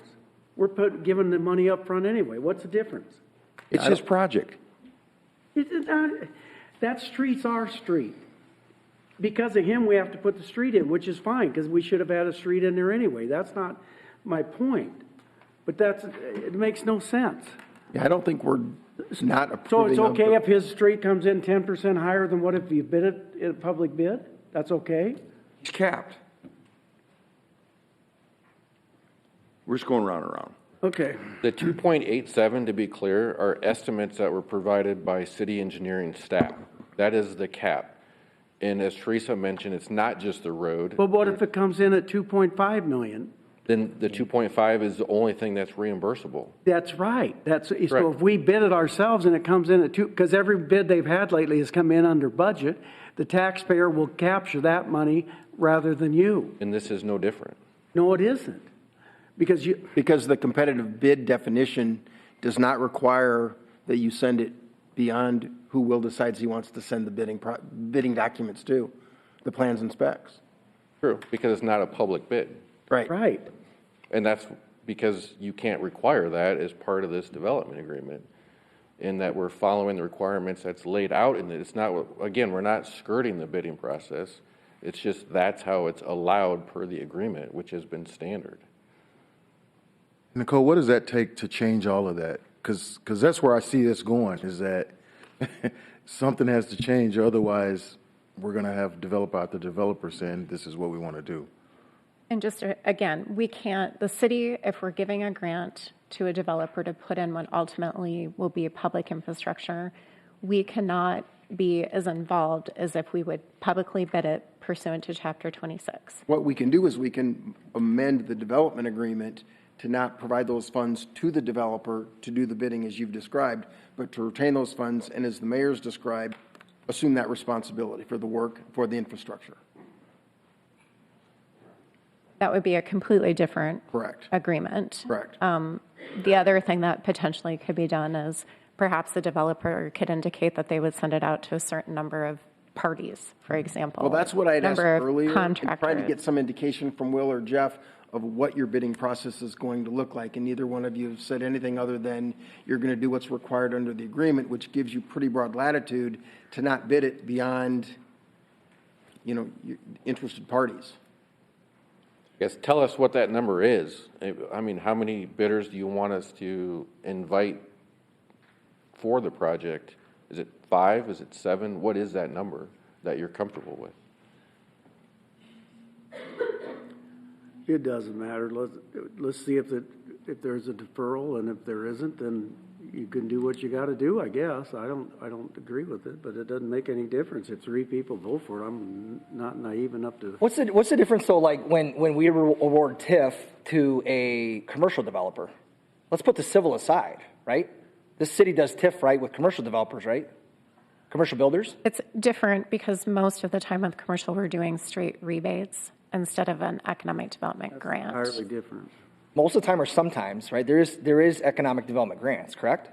TIF on commercial, right, Marty? Reimbursement of your taxes is all that is.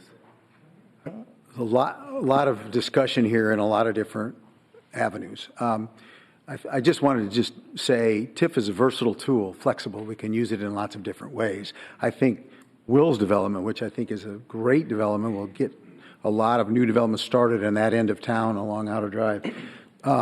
It's kind of similar to me to Lakeport Commons or Sunnybrook, where the infrastructure was a big component of what the city's TIF was used for.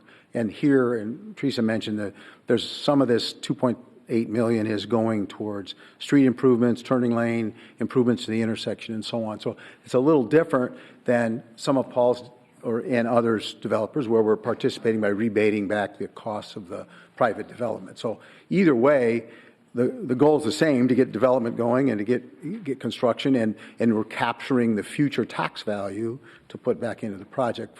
So there's different ways to use TIF, and I'm not getting at the bidding thing is a technical question. I think that we have to follow state law and TIF law on that, but just in general, I just wanted to emphasize this is a great development.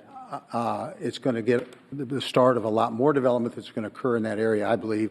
And it's been worked out over a long time. As somebody said, we looked a lot of different ways at the required infrastructure. Some of that is DOT related to come up with the number.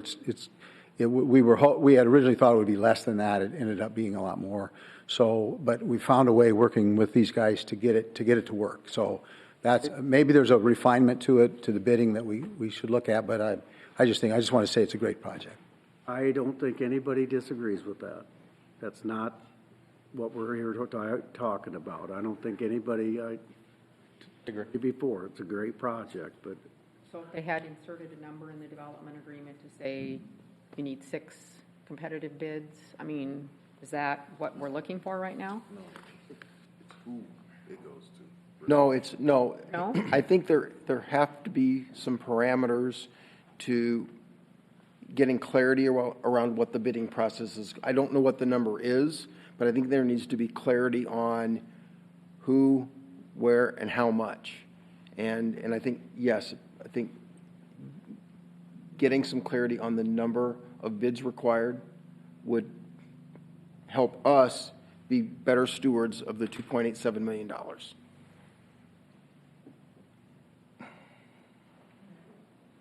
Yes. Okay, on the deferral to February 9th, Rayford, No. Shaner, No. Scott, Yep. Berenstein, Yes. Bertrand. Well, then they can go get 2 bids and everybody will be frickin' happy around here, I guess, but that's ridiculous. It's absolutely ridiculous. I'm sorry, Jeff. Every bid that we've had lately on streets and sewers have come in under budget. So, I'll just leave it at that. A is a resolution amending the Community Development Department's authorized payroll complement and extending 1 temporary neighborhood service project coordinator position. B is a resolution amending the position classification manual by approving an updated job description for labor supervisor. C is a resolution amending the position classification manual by approving an updated job description for the labor crew leader. 9 are actions authorizing payments. Resolution authorizing the payment to Pinrow Construction for the Zenith Water Treatment Plant New Riverfront Well Project.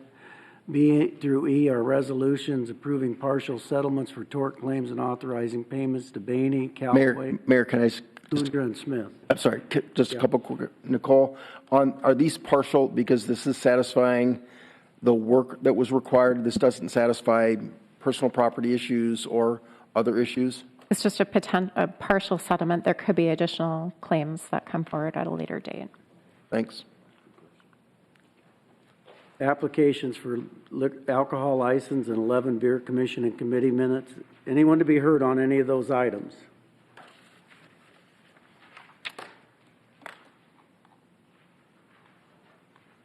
This is the one that still has mosaic? Are we still there? We already. This is the we already consent done with agenda that, aren't for we? all. Yeah, we already did there. Yeah, we approved that.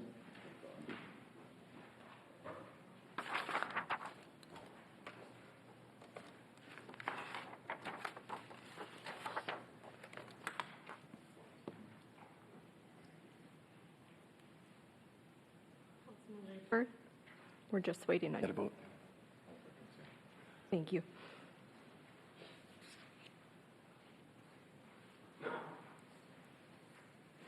Passes 5-0. 12 is a hearing and resolution approving plans and specs for construction of the Pulaski Park Drainage Improvement Project. I'll move that. Second. Public hearing is now open. Anyone to be heard? Seeing none, the hearing is closed.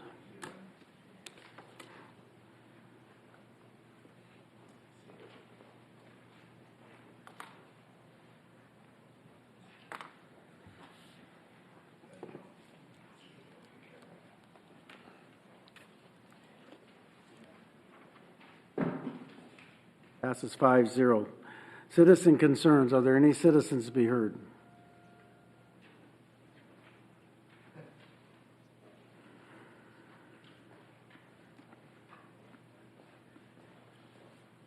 Hi, my name's Clarence Gordon. I live at 2310 South Clinton. I'm here to try to get my alley behind my property vacated. I have. Thank you. Thank you.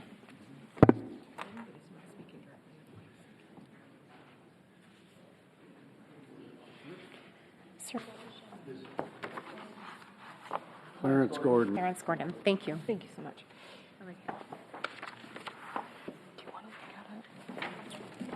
So I did go to planning and zoning, and Wade had some concerns about dead-ending this alley. Well, as you can see in some of these pictures, this alley is already dead-ended. It has been that way, as far as I know, forever. It's never been a through alleyway. And in the first picture, it shows where my property is located at, and it shows the dead-end alley from Fifth Avenue. You can't even see up the alley because it's so overgrown, and it has been that way forever. I'm wanting to put up a carport out back behind my property, but I was told I have to stay 10 feet off of the alleyway. So in order to do that, I don't have enough room to put up a carport. So that's why I would like to get the alley vacated back there. You guys, last year, there was a sinkhole that opened up in the alleyway, and when I called to have it addressed, I was told that it's a non-maintenance alley and that was my problem, which perfectly fine. I repaired it at my cost, and this is basically my driveway and has been for 26 years that I've lived there. So that's what I would like to do, is have that vacated so I may put up a carport. Is one your house? On this one? Let me see here. No, that is looking up the alleyway from Fifth Avenue. Okay. You can't see my garage or house because of the overgrown of the alleyway.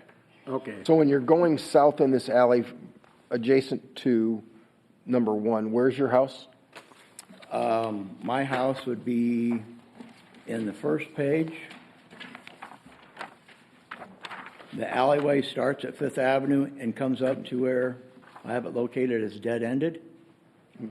Okay. And my garage is back there. Okay. And it has always been dead-ended as far as I know. And that's where I want to put up a carport. So, and Will the back of your carport? photo number 4 is Question. the back of my property. Question. Will the back of your carport cross over the center of the alley? No, but it's going to come Up to clear it. out to it. Okay. And from what Wade in Planning and Zoning told me, I have to stay 10 feet away from that. And I'm willing to give, and he was concerned that if you guys have to get back up there to clear down trees or branches or anything, nobody's ever been back there. You can't even walk up there. It's that overgrown. There's garages, fences, retaining walls already in that alleyway farther up from my So if property. you got it vacated, how close would the back of your carport be to another structure across the way? How close to the alleyway? No. To another structure. Another structure It's across the alleyway. I mean, if the alley was vacated and you put your carport in, it's going to be right by a retaining wall. It's not going to be next not to butting any other anybody structures. No. else's property. No. No, he's just buying it so he could get the 10-foot. That all it clearance. is? It's Yeah. not Yes. That's what I'm wondering. You're not doing it to And- put anything on it. No. And then, like I said, I'll give a permanent easement for the city to be able to get up there, but nobody's ever been up there before anyway, so. And would you, in granting that easement, easy access, there wouldn't be any problem, nothing would need to be No, removed? I mean, Alley. the way Wade looked at it was from a aerial view, which doesn't show you by these pictures. Yeah. You can't walk up there. That's how steep it is and overgrown, and so I just want to vacate it so I am able to put up a carport back there. So, So on page 4, is that fence that's back, is that a fence that's up to, looks like to the alley or at the top of the picture or over to the side? over to the side there? That's my neighbor's property. That's my neighbor's fence. So you're thinking the alley would, Well, the alley should be a straight alley, but when you come down through there, it's got curves, so where the actual alleyway goes, I don't really know. It looks like from the GIS. I think Mayor Scott's been back there before, and he can kind of probably contest to It that. looks like you've already built your concrete on the alley. on the alley? That's what I was gonna say, yeah. My parking is. I concreted it back there so I'd have a place to park. I can't park out in front of my house because I have a fire hydrant in front of the house. So this has been used for, the alleyway has been used for my driveway. We don't do any work maintenance. I tried to get our staff to fill the hole. They said that's your problem. And Yeah. so if it's our alley, then we should fix it. If it isn't, we should vacate it. Right. Well, I don't know that's why what I was told P&Z last year. What's the neighbor gonna say when you put the port in? Right. Well, it won't be on that. Yeah, it won't be next, But I mean, it won't be high enough where he's gonna look out, Oh. like that. I mean, he's gonna complain, I mean, no. you're not no, gonna march in here next week? I have no neighbor concerns whatsoever. I've Okay. actually already talked Would- to all my would- neighbors. I'm assuming, Would they sign off on that for you just to Oh, say yeah. we're okay Yeah, with they it? would, and as far as they know, they just assumed that that was already my property back there, because. they probably already got notice of the hearing, the P&Z hearing, right? Pardon me? They already got notice of the hearing where you were denied, right? No, I didn't No, have a he hasn't hearing. I gone to just P&Z went and yet. talked to Oh, Wade you in just went and Planning and talked to Wade, Zoning, okay. and he said, well, I'm concerned that if we have to get back up there. I go, well, you guys have never been back up there before. There's no utilities back there. Was he thinking like the fire department or something? Oh, no, he was thinking, well, basically he told me is if we got to get up there and cut down a tree that falls. I said, well, But you'd be it's an walking up unmaintained there to alley. get there. Patrick, would we be going back there for anything? No, we won't be, so. No, shouldn't be. I mean, there's no utilities or anything of that nature to farther up, so. So Nicole, is he required to still file an application with P&Z, have it get through that process and then get to us? Sure, it'd have to go through the process with an application. It'd go in front of planning and zoning. If it's approved by planning and zoning, comes to the council, council approves, then the normal city process would be to offer half of the alley to each adjacent property owner. It looks like, it looks like there's quite a bit of distance of alley to get to that property, so I'm not sure if there would be Like impossible. there would be a problem, I think, vacating the rest of it. It would just be one small portion, which is all he wants. sometimes Well, do. yeah, It dead ends right at his property. Yeah, it dead ends right at my property. Right. And anything above there, everybody that lives there, which I don't want to get anybody in trouble, they have garages, fences, retaining walls, and just overgrown with trees. And it always has been, but, Well, I would say go ahead and fill your application out okay, for it. all right. Look how easy this council is. Yeah, I already know what he. Look how easy we are. Okay, all right, thank you very much, appreciate it. You might get a Thanks, four- Bill. You might be You want like these? Paul, you Let's might Bill. get a 4-1 vote, but Bill. I'll. Buddy, you want I'll buy this? coffee. You want these? Let's Bill. No, You keep don't need them throw for 'em when you away. meet with P&Z? Spend some money. You want them when you meet with P&Z? Yeah, you might take those for P and Z, seriously. Oh, so they each have one. Go spend some That way money. you don't have to buy more files. And luck. the city clerk will keep a copy for the record. Nice to talk to you. Okay, building permits. Right.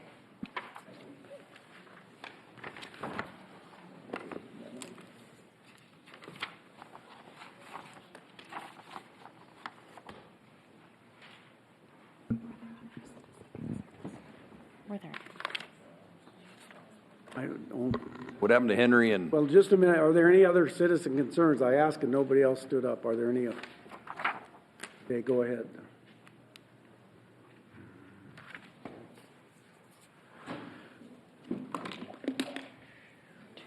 Henry and So Brian just out to with follow the up flu? presentation, Henry and Brian out with the flu, where are they at? They're not here tonight. Oh, must be the flu. so we did send a memo to council as kind of a supplementing the previous memo that we had sent, that they did some research on how other cities handle building permits, and we were asked to supplement that with information from basically South Sioux and North Sioux. Sent you that memo. If you have any questions, be happy to answer. I guess basically Daryl can talk about this, but in South Sioux City, they do issue a residential permit in a few days typically. If they have a question, incomplete application, they'll request additional details from the builder. For commercial permits for large structures, they often or generally outsource that to a design professional, as is not uncommon with smaller communities. Smaller projects receive, from our understanding, a limited review based on certain key safety elements, but they do provide information to the state fire marshal, and electrical plans are forwarded to the state for review. So that's South Sioux City. North Sioux and some of the other communities over there, Union County, Dakota Dunes, and so on, use a private contractor or person to approve plans. Also in South Dakota, electrical and plumbing inspections for smaller communities are handled by the state. Single-family and commercial buildings may receive permits in a few days if basic requirements are met. And Daryl, you want to add anything to that? I'm just trying to summarize here. Yeah, just answer any questions you might have. I mean, some of the smaller communities, like we're talking about across the river, obviously 2 different states, but the smaller communities don't necessarily have the staff that is certified in being able to do that, and they do pass things through that on a very limited review basis. Basically, they're looking more for compliance with setbacks and things like this. If it gets into larger projects, they do farm it out and hire out engineering firms or other consultants to review those. The other question that was asked was about provisional, or I guess Darrell calls it deferred plan submittals. We do that for foundation work. So in other words, not the whole permit is not approved, but the foundation is allowed to proceed. And then also there was discussion of trusses or engineered trusses. We will allow those. I'll let you say that on a two-time. Sure. The question was brought up before about the trust situations, and if you look at this, you look at the city of South Sioux City's code. Even their code does require them to do a stamped drawing submittal for those trusses. I understand that there is some of those. What we're looking for is what they call load and code. Basically, is the project being designed to meet the current load requirements for snow load, live load, dead load, that kind of thing, as well as wind loads. I mean, we all know it's getting windier and it's not getting any better. So those things have changed over the years. We just want to make sure that those are part of that requirement. We can do deferred submittals on those, and we have done that on a couple projects recently where we deferred the submittal for the trust plans to be able to be submitted at a later date. One of the things that we're starting to do, part of this whole process we've been looking at and having more conversations on a weekly basis, and sometimes twice a week, sometimes depending on the amount of plans that have been coming in, is having those conversations about what's missing. What do we still need to get this project going? And can we defer those? And then we'll ask ourselves, are those items that we can be deferred and that's submitted later? And throughout the project before the work is being done on that particular item. And we are opening up those avenues as well. So it sounds like you had some training on the initial software this week? We had the first round of setup. It's not really a training. It was more of fact gathering so that they can get the right components in place for us to do that for the So Darrell, let me ask you, when they roll this software out, and the reason I want to keep bringing this up, and I know it's boring some people out there, that we're going to keep talking about business permits every week, because we're going to keep it in front and center on speed. We want to go from the worst to the best, the slowest to the fastest, to the angriest to the friendliest. That's the goal. So I guess when you're talking about the new software that's coming in, I'm assuming it's going to give you this big menu of, we're going to be able to build it to our specs, right? I mean, we'll be able to customize it to a certain degree. Right. Yes. I mean, I think there's. So is the goal to build this great big spectrum of stuff from the city of Sioux City, or is it going to be, this is what we need to see to get it in the field and still be compliant? Yeah, this is exactly what we're looking at, to try to streamline it, to make it. We're not trying to look at finding a way to make it more complicated. That's going to start at the software level. That's going to start at the software level. Yeah, and I think part of the qualifications during the conversations that we're having with the software company is to be able to narrow that field down and say, these are the items we have to have. Perfect. That's huge. Yeah. And I think some of it's going to be frustrating, because some of the things that I think there's going to be a learning curve for some people to grasp this and bring it in. We're still going to have the bar napkin drawings coming in. I mean, it's just one of those things. You're never going to get away from that. But I think for the professional builders that are out there, they're having drawings done by companies. The electronic submittals is huge, because now we're not taking those and having to transfer them to paper or anything else. We're just going to ask for specific issues on that, and being able to have those complete is going to make that whole process move a lot smoother. Architects we've had conversations with some of the architects, and I think that's part of the success rate here, is being able to deal with your design professionals and say, this is what we're going to look for. What is your thoughts on, what's your input on this as well, so that we can help tailor that to make it a much smoother process. Yeah. Just to add to that, we did have the kickoff meeting last Thursday. We have multiple departments involved in it. And the first thing you can do is get the software loaded and checked out. But the next component of it, as Darrell was saying, is they call it configuration, the configuration phase, where we do make decisions about exactly what the person in the public or the builder will see and what they'll interact with on that software. So we'll have an opportunity, and we can also share that with council members as well, to configure what we want it to look like and what are the pieces that they'll be able to do right there from online. And then the rest of it becomes functional training, where you're training your staff to be able to use it effectively. So if Brian was here, I'd give him a compliment, but he's not here. When you look at just in the last week or 10 days, I mean, it looks like to me, I mean, when you go up there prior to the discussion, you know, approval days 18, 23, 18, 19, 12, 11, 29. And let's just rewind from today backwards. 1 day approval, 2 day approval, 1 day approval, 1 day approval, 2 day approval, 1 day approval, 1 day approval. So something's changing. Yeah, I mean, I'd like to take credit for all that, but I mean, that's Take one it, of those you need things. it. It's good. I can't always do that, but I mean, I'd love to. Yeah, but I'm just saying, the point I'm making is that that we feel like things aren't always this positive, right? We got some little momentum here. Guys understand the urgency to start getting the stuff out the door, right? And I think that this is one of the things that it's definitely brought to light is helping make that communication, even within interdepartmental conversations, happen between myself and some of the plans examiners. Looking at that, and one of the processes that we've put in place there is to do open permit reviews a couple of times, and I've got some calls to be making here recently that I've noticed. Why have we not gotten the information back? Is there something? Yeah. There's something you don't understand? Is there something that was not email didn't go through or got blocked or lost or whatever? Because the email submissions obviously are the fastest communication, and we all know that. But be able to say why, what part of that didn't you understand? Or did you just not get the email? Making those phone calls so that it's not. So it looks like we care. It's fantastic, yeah. Yeah, so we're not dragging those things out farther. So I'm going down with Henry, and he's not here, but he's got 27 total. He's got 17 outstanding. What's going on there? Was he still waiting for the sophomore, or is he stewing, or what? So no, some of the issues we have there is we have. And we're looking at some of those, because a few of those on there, they're not even applied for yet. They're communications that the architects have called in for a little bit of back and forth conversation, pre-construction, if you will. Perfect. So they haven't even applied for that yet, and we have them yet. It shows on this, it'll show on that chart there that they've been submitted. Well, they really haven't technically been submitted. Yeah. It's conversations and it's reviews. He's been looking at that in between the permit issued ones, to be able to say, hey, we need to have some more focus on this, or we need to look at this, and then that way it makes it all go smoother once it has been applied for. Have you seen, or I haven't been copied on any, but I'm just curious. Thanks, Matt, he is including us on the design review committees. I know, Mr. Bear Scott, you go to some of those. I like to keep going to those.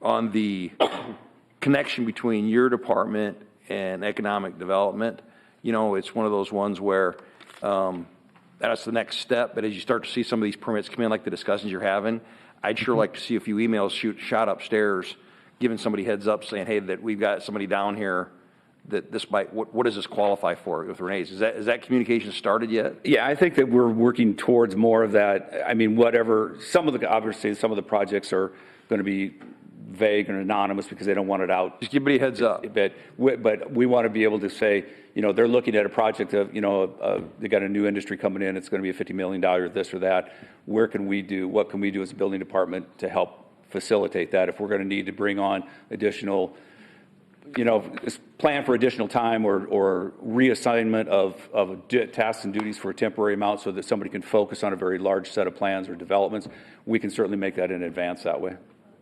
Good job, guys. I look forward. Hope Henry and Brian feel better. We'll see them next week. Okay. All right. Thank you. Art Center.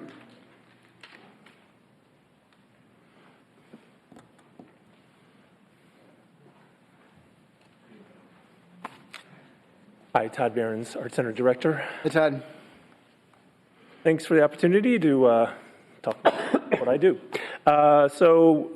Just going to talk a little bit about the past, how we've gotten to where we are, and then run through where we are and run through where we're going. And feel free to interrupt at any point with any questions. Oh my gosh, I've forgotten. What am I supposed to press to advance? 5. 5? F5. F5. Sorry, if I could just do this. No? Oh, the keyboard, helpful, thank you. Awesome. Should be, and then you should be able to advance it on your own. Okay. Awesome. Okay. A pretty sunset shot of where we are now. So where we began was 1914 as the Sioux City Society of Fine Arts. This had its first location in what was then the new Carnegie Library back in 1914.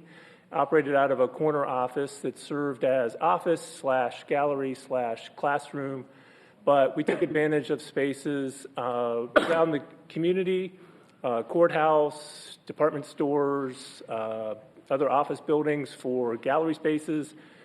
Primarily went outdoors in the summer for classes, but started to do in 1914 pretty much what we're doing now, which is the basics of being an art museum with exhibitions, creating a collection, hosting events and classes. I went the wrong way. In 1938, we opened up in the basement of the Willigus building, and this was the first time we became the Sioux City Art Center. This was a federally sponsored community art center that was, the federal government at that point was creating art centers across the country. The society petitioned to bring one of those federal art centers to Sioux City, along with the Junior League, and it opened up the basement of the Willigus building, which at that point was operating as a furrier. But it had about 9,000 square feet, enabled the art center to really establish themselves. At that point, the organization that's been the Society of Fine Art morphed into the Art Center Association to provide a support mechanism for the art center. That continued for just a few years as the federal government started to pivot away from WPA projects and more towards, building up towards the war. Funding started to dry up for the community art centers. So the city started to work with the Art Center Association to start taking care of some of the bills. Initially, it was the utility bills, but by 1941, they established the first board of trustees, which we still have, my bosses. The board of trustees had control over the art centers, this is a quote, appurtenances, fixtures, and buildings or rooms, and it required the trustees to employ a director and such assistants employees as may be necessary for the management of said art gallery and fix their compensation. So that was sort of the foundation of where we are still now, 84, 85 years later. We stayed in the Willigus building until 1954. I went the wrong way again. Went into the Commerce building for 8 years. Then got moved to 617 Douglas Street, which I think is potentially that section of Douglas Street that was salvaged when the old auditorium got knocked down. This was property right across on Nebraska. And in 1966, we moved into the old American Legion building at 513 Nebraska. But by 1990, recognized that needed to move into a facility that was going to be a permanent facility. So 1990 started to fundraise. In 1997, we moved into the current Art Center building, maintained that until 2018 when we opened up the Gilchrist Learning Center. So that's sort of the quick run through of how we got to where we are. Where we are now in terms of our activities. We do a lot of regular activities throughout the year.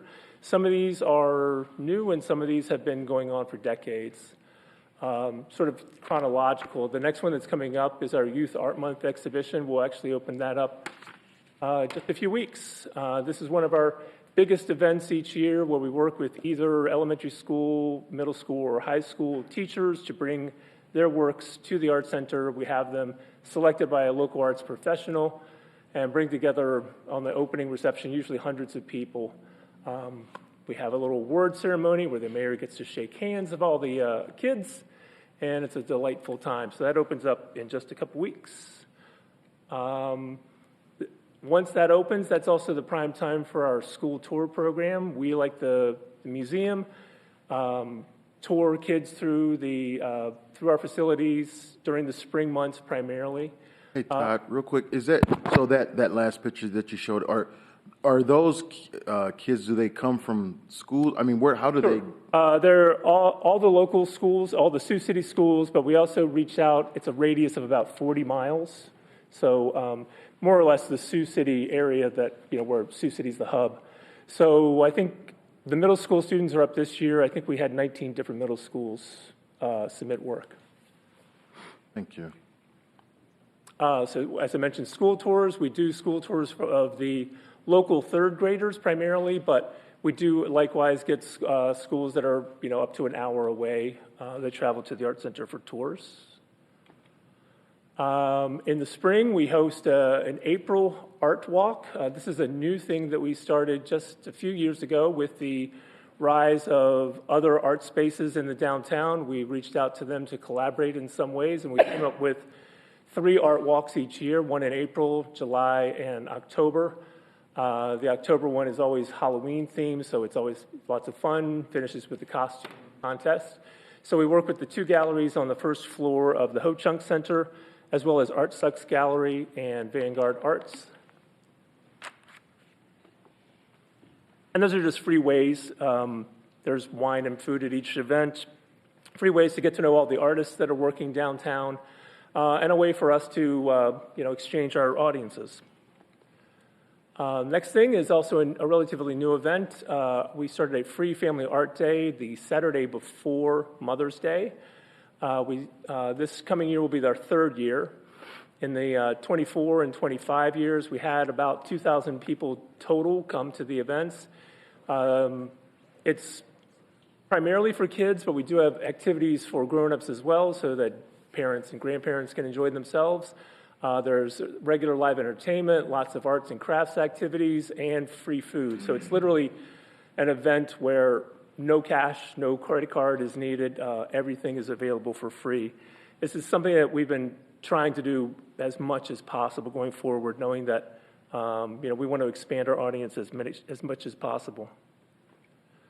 Once we get to summer, we have our regular summer art camp. These are 4 2-week sessions of summer camp for kids, usually age 7 to 12, but more recently we've also been having mini camps for kindergartners and preschoolers as well. Then we head on to Art Splash. Of course, Art Splash has been around for 30 plus years, but we keep tinkering with it every single year.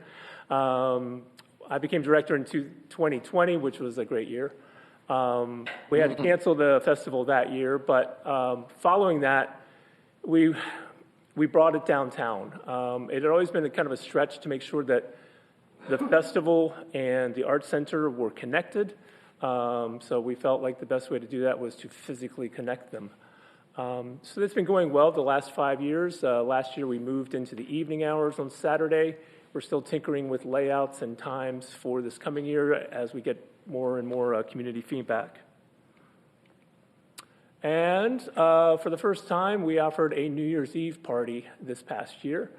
I had 100 plus people come. It was a very, very fun event, very tiring event, but we're already planning to do another one this year. Some of the other events, the things that we have that are ongoing, we have our hands-on gallery, which is a really fun place for kids. We have parents who bring their kids in, and some parents literally come in to the art center and they use the hands-on gallery and then do a quick walkthrough and go. Others, it's sort of the last part of their visit. So it works really well for excuse me? Oh, sorry, I thought I heard something. So we have a variety of different activities, some of them digital, some of them more analog. And of course, we do exhibitions. Our primary spaces are up on the 3rd floor. The 1st floor has our permanent collection. This is an exhibition we did a year ago called Close to Me. It was an exhibition of women artists featuring women as subjects. And we did this in collaboration with the Symphony, who had come with an idea for a community-wide cultural celebration of women in the arts. So we worked together on timing and topics and created this exhibition as part of that collaboration. And this is one of our current shows. It's actually up only through the end of this week before we install the middle school work. This is a local perspective show. It's 40 plus artists from Sioux City and the surrounding area. Excuse me. A really impressive exhibition. If any of my art snob friends that I brought in, if I didn't tell them that these were Sioux City artists and area artists from around the area, they would have no idea. The artwork is just amazing. It's been a lot of fun to tour the kids through too. And of course, we do classes throughout the year, in addition to summer art camp. A lot of people think of the Learning Center as a place where kids will go for classes, and that's kind of what I'm showing in this slide. But actually, I think it's the adult classes that are more commonly or have greater attendance. We have a variety of classes from clay, stained glass, the traditional drawing, painting types of classes as well, but quite a variety. And one last thing that we did for the first time in 2022, and we've just started doing it again. We did the mural on the outer walls of the Learning Center, facing Pierce Street. There are two 40-foot walls that are enclosed with a glass walkway, and the idea had always been to create a drive-by gallery. That was my predecessor's idea when he designed the Learning Center. So a couple years ago, we were able to work with high school students in the area, led by faculty members of USD, and they created two 35-foot murals that worked together as a single artwork. I was just blown away by how vivid and beautiful it was. So we brought those folks back, and they are just in the process of working with Sioux City, South Sioux City. I'm not sure if there are any North Sioux City kids. They're just working now on conceptualizing their ideas, and they'll work from there to a design, and then from there to massive canvases. So that's sort of a quick run through of the basics of what we're doing. Going forward. So one of the things that we did right when I became director, we had to go through a new strategic plan.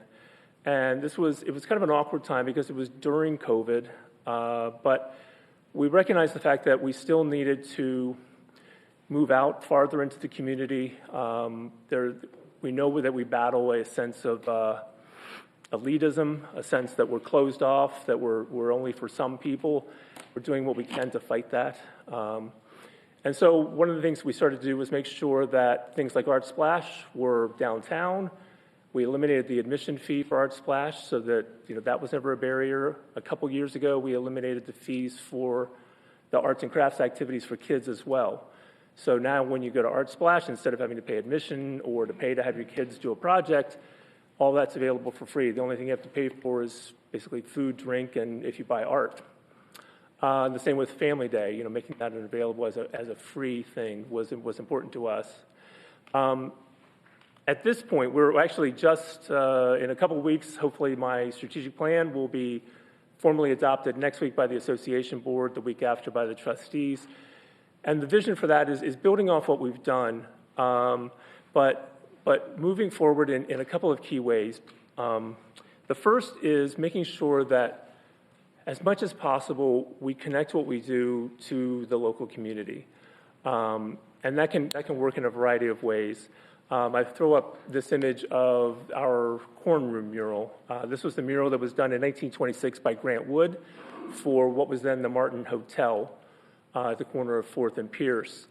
We're celebrating 100 years this year of that painting. And so you can see by this image, which is a pretty accurate rendition of what it looks like, it's very, very yellow. That's happened both because it had a rough life. It was covered with wallpaper in the 1950s, but also the varnish that was put on top of it has yellowed over time. So we have had it up in Minneapolis for close to a year now, getting restored. And part of that is to make sure that it is fresh and beautiful for its 100-year birthday.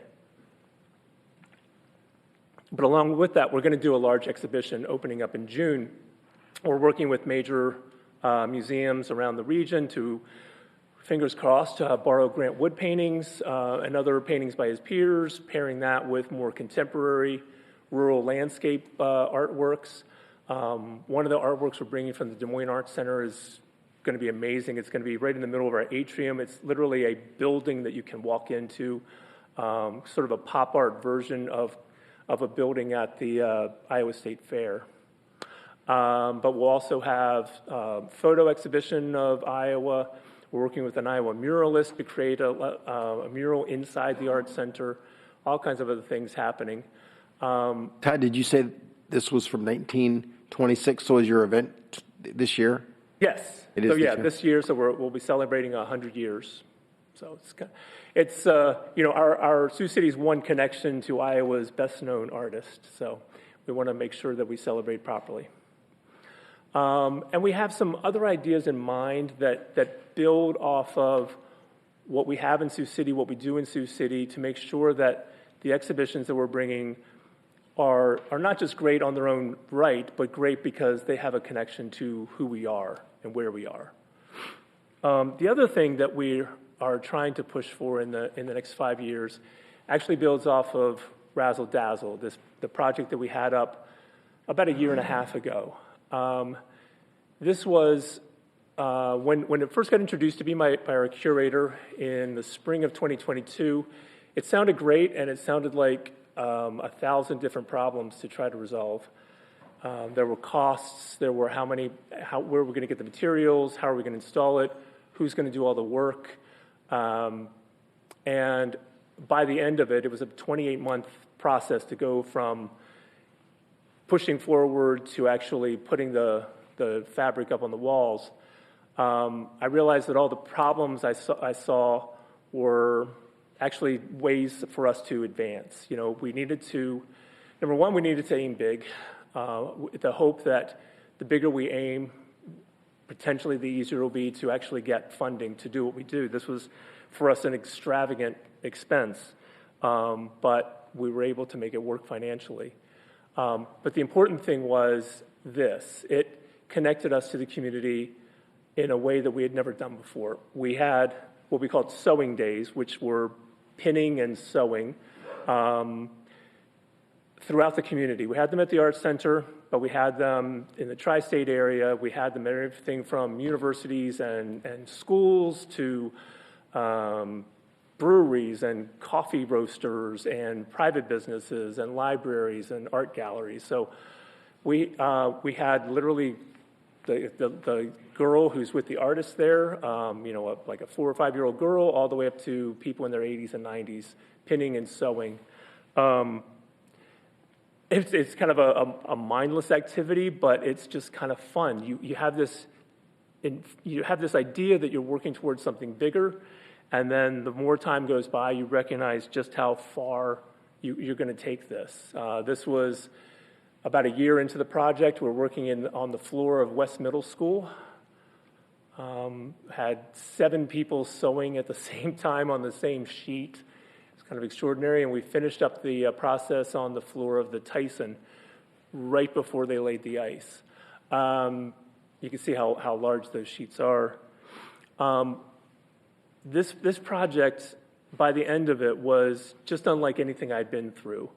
And all of us, even though it took so much time and coordination, recognized the need for us to do it again. And so that's our mission.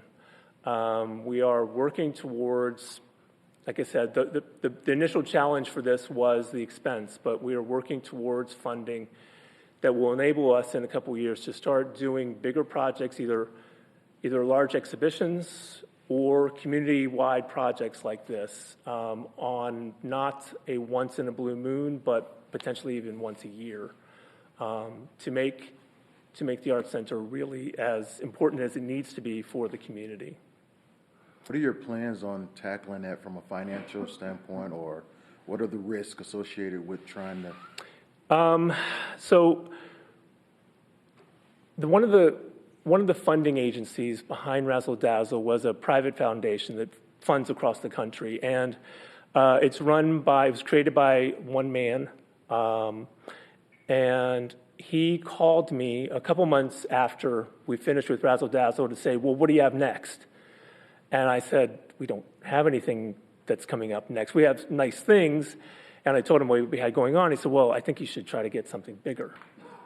And so he offered what he said was, you need an endowment to fund something like this. And so I will put up half of the money towards a $5 million endowment.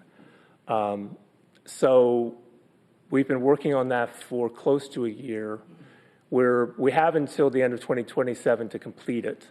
Is that for, Todd, is that for a particular project, or is that to create an endowment for future projects? Right. It's to create, right. So it's dual. It's basically to do the two things I just talked about. It's either to do really big, important projects of and by our, by artists in our region and of our region, or to do community-oriented projects where we bring everybody together and we work on one big thing.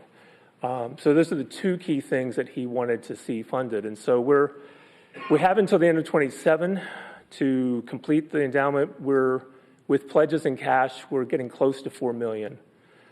So at the very least, when 2027 has been completed, we'll have a substantial amount of money that we can start to work towards the big, which is where we want to go. Do you foresee any of the bigger, like, large art projects that you want to come something permanent that That's a good question. something like that would be Mm-hmm. perhaps assembled, or where everybody's pieces come together, something's left behind permanently? So as we started to work towards the campaign for this endowment, I asked the curator to dream. So who are the artists we could work with who could do projects like this, like Razzle Dazzle, or do just more traditional big exhibitions. And so he came up with a list of about a dozen artists. I asked him to kind of pare it down a little bit. So we have 5 or 6 artists that we've contacted. A couple of them would be traditional indoor exhibitions, potentially with some other community projects, but small community projects. But we did reach out to 3 or 4 artists similar to Amanda Browder, who galvanizes the community towards a clear vision, gets everybody to work together towards something special. I'm trying to remember. I think in some cases they are more temporary, but I think there's one of the artists who does do more durable projects. So that could be something that could live.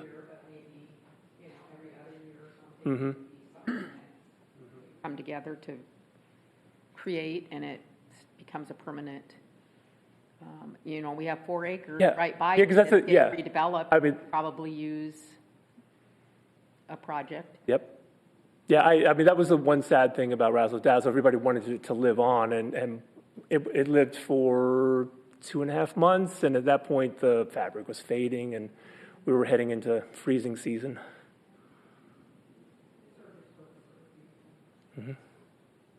Question. Yes, sir. So your total operating budget, now we're getting ready for that.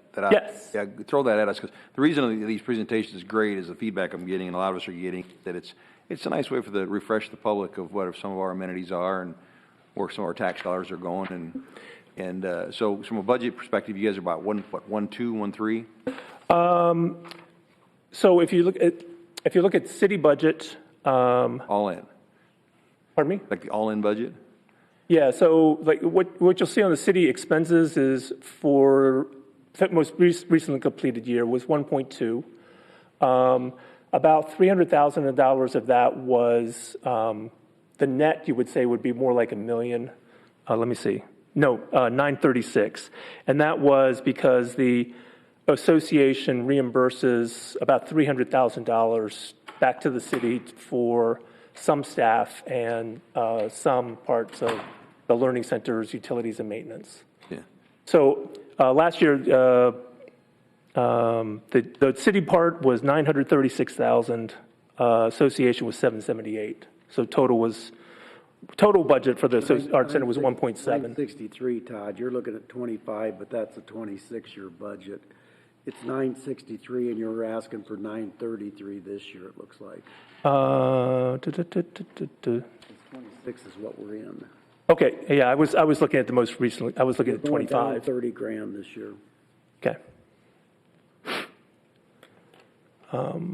Yeah. So next, yeah, if you, I do have that. Next year for the Learning Center, Art Center combined, from the general fund, it's 960 plus.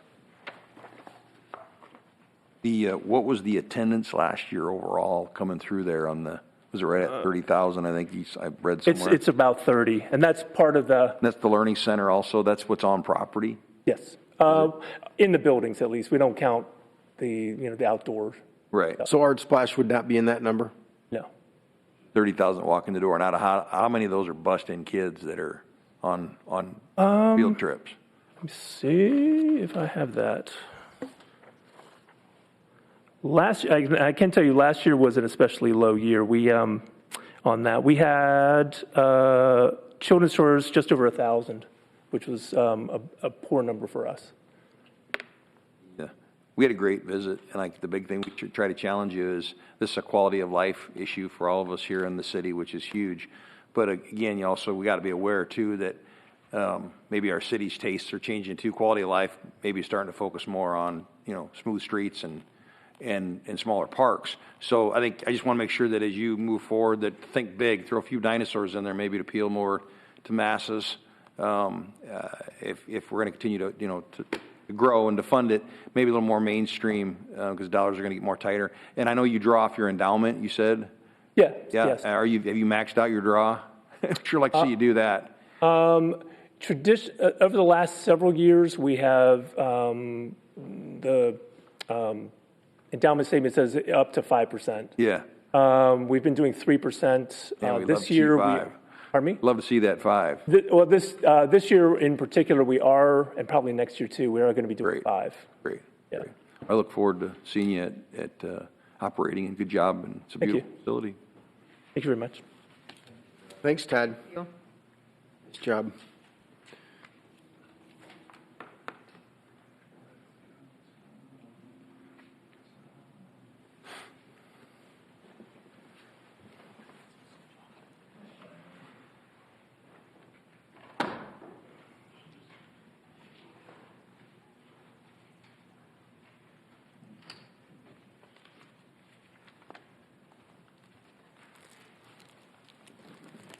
Tom Pingle, Public Works Director. Again, I'm excited to be up here, talk with you folks, answer any questions. My presentation's pretty short, so ask as many questions as you want, and we'll go through it. Right now, the current cost estimates from our CMAR QIT are up here. In June of last year, we got our 30% cost estimate. That one kind of scared everybody. The $552 million. Again, the budget for this is $275. In December, we got our 60% cost estimate, $400.2 million. They gave us a range that time. The upper end was like 440. The lower end was 360. March or April, sometime in there, we are expected to get our guaranteed max price. So when I say 30%, 60%, we are working through, our designer is designing these, the plans and specs, and as they get to 30%, that's when QIT gave us the 30% number. As our engineer got to 60%, that allowed the construction manager at risk to look at the 60% and then put a cost to that. The whole time they're helping us refine this, get that cost down, and try to get back into budget. So what goes into the GMP? The guaranteed max price, construction cost, competitively bid. This is something Nicole referred to as Iowa Code Chapter 26A. This is the new part of the code that refers to CMAR, construction manager at risk. General conditions, the contractor fee, which was pre-negotiated before we started this, and that was 9.5%. The contingency, which you guys and staff all will have a say in the contingency amount that we want to hold, and the bonds and insurance. What's the current contingency? Is it 133? Does that sound right? What'd you ask? What's the current contingency? I don't know. Nope, I don't know that number. CMAR guaranteed max price timeline. So this is required by the state. So pre-qualification process has started this month. Next month in March, the trade packages will be bid out. So in order to bid on the project, you have to pre-qualify through this process. In April, the CMAR will take all those bids. This is transparent, so we get to see all this too. So if the CMAR is bidding on the project and they're trying to get a part of this work, they don't get to see what everyone else is bidding. Those numbers will come directly to the city, and the CMAR won't know what they're bidding. Right. In May, we expect to start negotiations of the guaranteed max price, and early June, we'll bring that to council for your approval or rejection. Regulatory requirements timeline. This is the requirements through the Iowa DNR and the state revolving fund. First, we got to complete the design. We are not complete. We're at about 92%, I would say. We'll probably submit it to the DNR at 95%. As we go through it and do the little tiny details that take it to 100%, we'll resubmit that later to the state. Very common process with the DNR. They start processing the permits then at that time or when? Yep, that's at that time. At 92% they can. Right after that, we'll submit for the application for the construction permit. Yep. And what role is your committee playing in the design review? Your committee? We've gone through every step, every tiny step of the design review, the spec review, every cost estimate that Hewitt gives us. And then we talk about other things at the plan as well. So safety, compliance. Thank you. Permit. Going on here, in April, we will receive our construction permit and our environmental clearance. From there we can submit the GMP, or if the council doesn't like the guaranteed max price, I put or bids there in parentheses, to the SRF funding for approval. Once they approve it, they'll close out the loan and we can start construction in July. So when will the project be ready for bid? This is in case you guys don't like the GMP, the guaranteed max price. So I put design, bid, build, in case we want to put this out on the street to get bids competitively. That the earliest we could go out for bids is 2026, April. And that's all I have. Another question Rick brought up last week, what about the rates if we come over budget?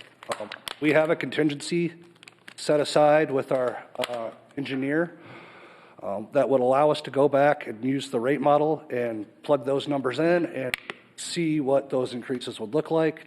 We'll have a good discussion with the committee, with the council, and how far we want to stretch those rates out. Do we want to hit them hard now? Do we want to stretch it out and give relief to the industry and our residential users? All those kind of things are things we will have to talk about if this does come over budget. And again, this was purposely done this way. Instead of doing phase 1 and 2 all at the same time, council directed us to split this up into 2 phases and not hire an engineer for phase 2. That's not even started. We wanted to look at what these numbers will come in at so we can adjust the rates for phase 2 if needed. So let's go back to the first slide, because the only reason I keep bringing this up is because there's only a certain amount of time we got off ramps now, and probably, like you said, when we finally get the GMP. So my question then, and first of all, we had a great conversation, and I appreciated, I thought it was great dialogue. But again, this is what this council inherited, this big project that is, it's a monster. So we gave them $3.2 million, right, to give us an estimate that was going to get to it. And they had $22 million they put into engineering. There's a lot more than just the estimate. So we're $25 million into this thing right now, and they were supposed to give us a hard estimate. Did they make the 275 or not? Did they make the 275 or not? I don't know. The GMP hasn't been prepared. But they were supposed to give us a hard estimate right in January. The $275 million estimate comes from our engineer in 2022. So the 275. So when Kiewit's doing their bid, they're just going to give us whatever number shows up. They're not trying to hit the 275. They're being pressured by staff and the consultant to do what. That they were hired to hit that number, right? They were not hired to hit a number. Okay. Yeah. So, but all of our estimates and everything are done off the 275. I'm not barking at you. I'm barking at the process because we all kind of know where this is going. I mean, you do too. And so I'm saying is this, so they can't give us a hard, so at this point in the game, they're the lowest number they're giving us is 360 million, and we're basing our projections and telling our users that we're at 275. Is that, no? We're giving them 2-year projections. 6% cost design estimate, yeah, that's the number.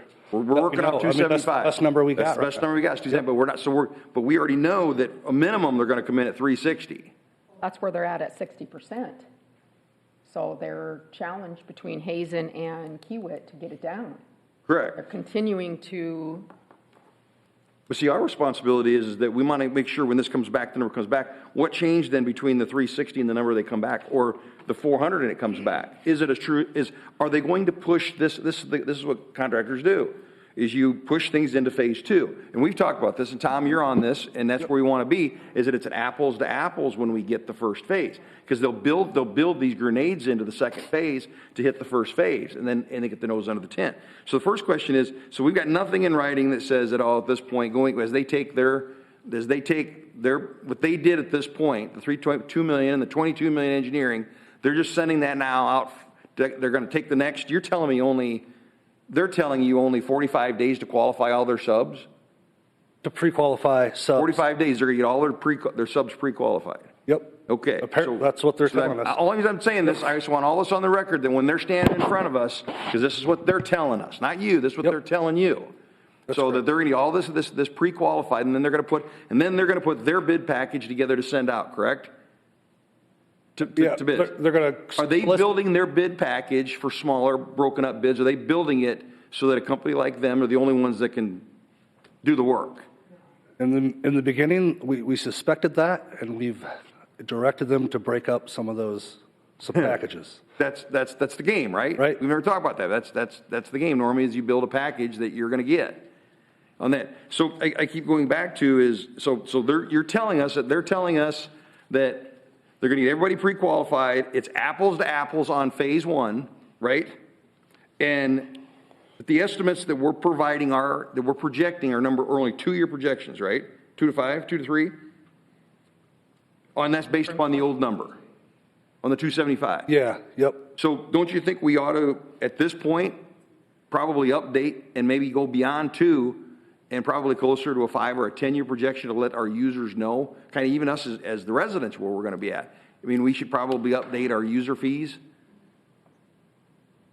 Without knowing the guaranteed max price? Well, we already know. I mean, they're giving us a loose estimate. They're saying on the low end, 360. So, I mean, I don't think it's going to come in under 360, and neither do you. I don't know. Yeah. But I got a pretty good idea. The difference between the 60% cost estimate and the guaranteed max price is they're actually soliciting bids. They're actually what? They're actually going to go out and get bids for this. They're getting the best of both worlds right now. They should right now, based on what they did, we paid them to estimate and to engineer it. They should have the stones to put their signature right now on a GMP and then send it to bid. But they can't. They won't.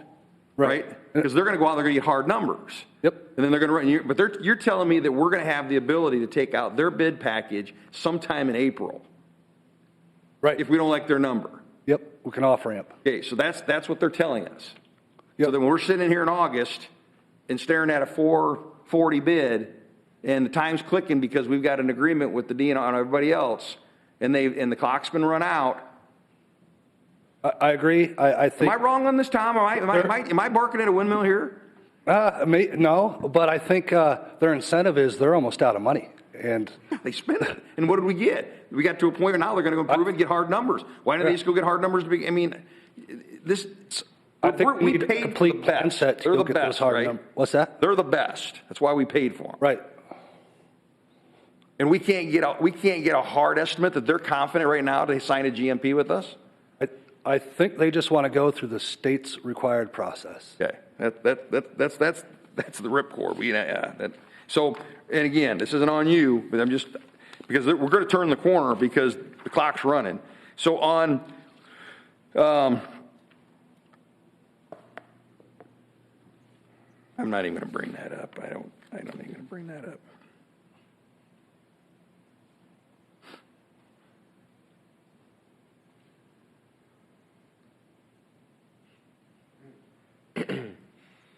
So what happens if this package comes back and it's not? Who breaks up the package? if we don't like, when are you going to get first look at what they're sending out? Are we going to get first look at that? At the bid package, do we get a look at that, what they're sending out, or not really? Oh, yeah, yeah. Okay. Yep. So if you look at it and you say that, hey, you can't send out $100 million concrete bids, you got to bust this thing up, we can do that.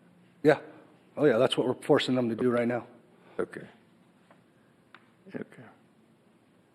Their comeback is. So let's talk about the money. So what did we get authorized to spend as a city right now? What are we authorized to spend? Are we just got an open checkbook with the state? What are we authorized to spend? We're authorized $300 million right now. We could spend $300 million. So right now they've already told us they're at 360, and we're only authorized at $3 million. So what do we do the difference? So we've had conversations. This is a great question. We had conversations with the state, and it is pretty open. They said their fund is flush, and if it comes over, they're prepared.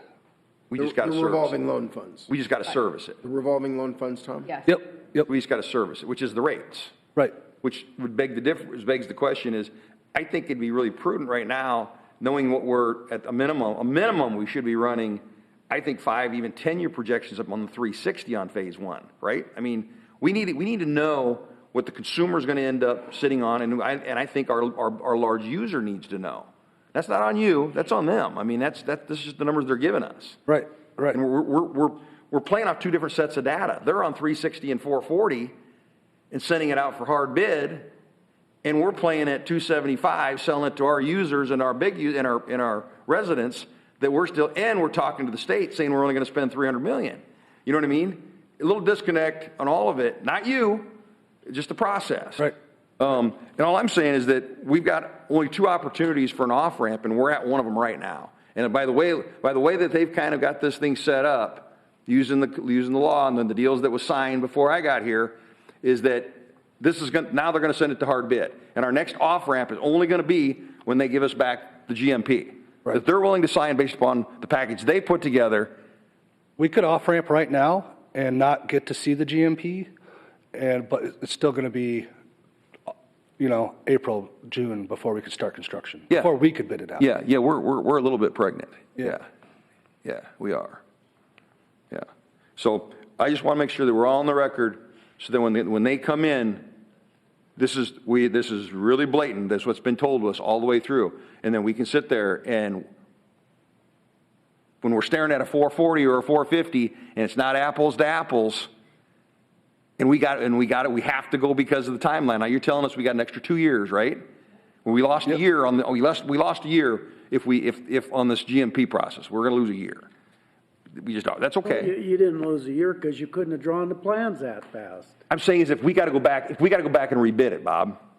That's only going to be a 3 or 4 month difference. Okay. Okay. But you Pay for those. Not if they're designed the way. You couldn't bid it before now anyway. The plans, they haven't even, the guys you hired to do the design. Yeah, the ones we paid 3.2 and 22 million. Right now, they were supposed to provide those for us right now in January, haven't provided it.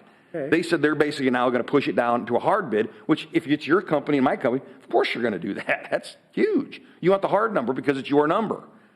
So all I'm saying is that I want it on roads too, but you don't, so hell. I got you. but all I'm saying is that I want us all to be on the record and know where we're at, because this project's got a huge spotlight on it, and it's going to get away from us really, really quick. And who's going to get left holding the bag is going to be the residential guy. Tom, when the rate structure was modified in 23, was that when the commercial and the residential rates were affected? Right, and the rates were designed for the full $500 million. That's my question, is that the rate structure, Rick, you're making very good points, but part of the disconnect is that the rate structure was based upon $275 million, and it wasn't. It was based on the full amount, 525, 500. How many phases is that? 2. Yeah, we're talking about 1 versus 2, though. We're just talking about phase 1 here, Craig. But the rate structure took into account both. 100. That's correct. The rate structure already takes into account both phases. So if we come in at 440 or 360, do we actually believe that phase 2 we're going to come in at 500 or less? You got to do it proportionally up, is what I'm saying. Yeah. That's it. And I'm not wrong. Right. I'm not. And then, so again, good job. we're going to miss the off-ramp, but again, we don't have a choice. It's all cool, but your radar's up, our radar is up as a council. The other thing, too, is to kind of protect everybody is I was curious. Thanks, Tom. Yeah. Appreciate it. The question I have from a city, do we have, what's our policy to protect ourselves from losing key employees? What's our policy with, I wrote this down. I had a really good thought in the middle of the night, and I wrote it down. It was brilliant. It was, here it is.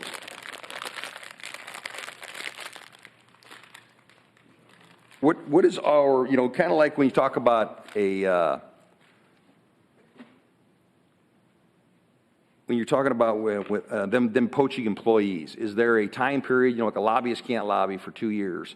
Is there what's the word I'm looking for here? A non-compete. Well, do we have a non-compete? Isn't there a 1-year moratorium from when a city employee leaves city employment to go work for anybody that provided consulting services? So there's no non-compete out there on if someone would walk. Like at bankers, if you leave your bank, you can't go out and solicit for 2 years like that. We have nothing like that in place. Do other communities have that? I've never seen any cities or counties have non-competes for employees. It's more to protect us than it is the employee. I mean, it's because you get these deep into this. Hampton left right away and went to work. There was a lady that worked for Tom that did a deal where we have to make a burn down by the sewer plant every year, and then she went to work for the sewer plant, not realizing that we got to do it every year. We thought it was a 1-year deal, and then there's we lost Mark Sims, and we lost. Kind of making my point. The inspector went to McClure too. We've lost them. Should be. Kind of makes the point, but.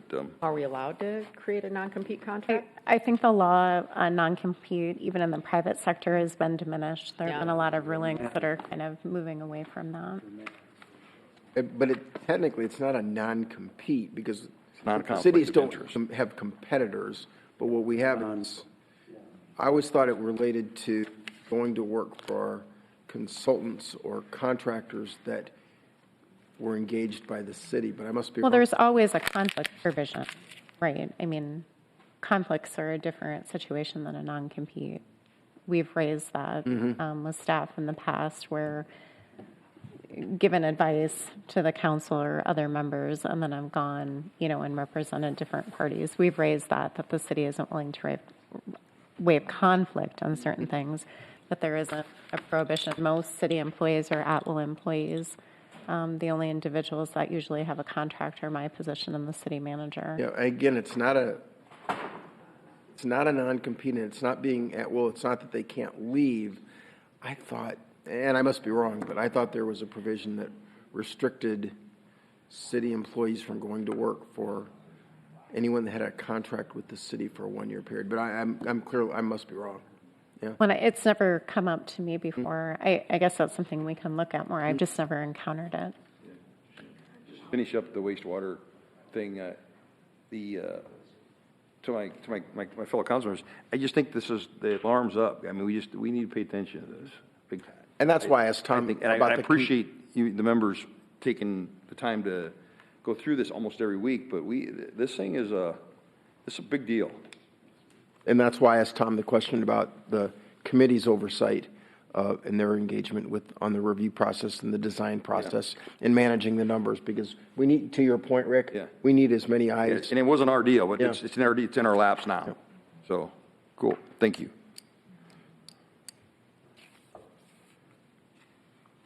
Anyone else?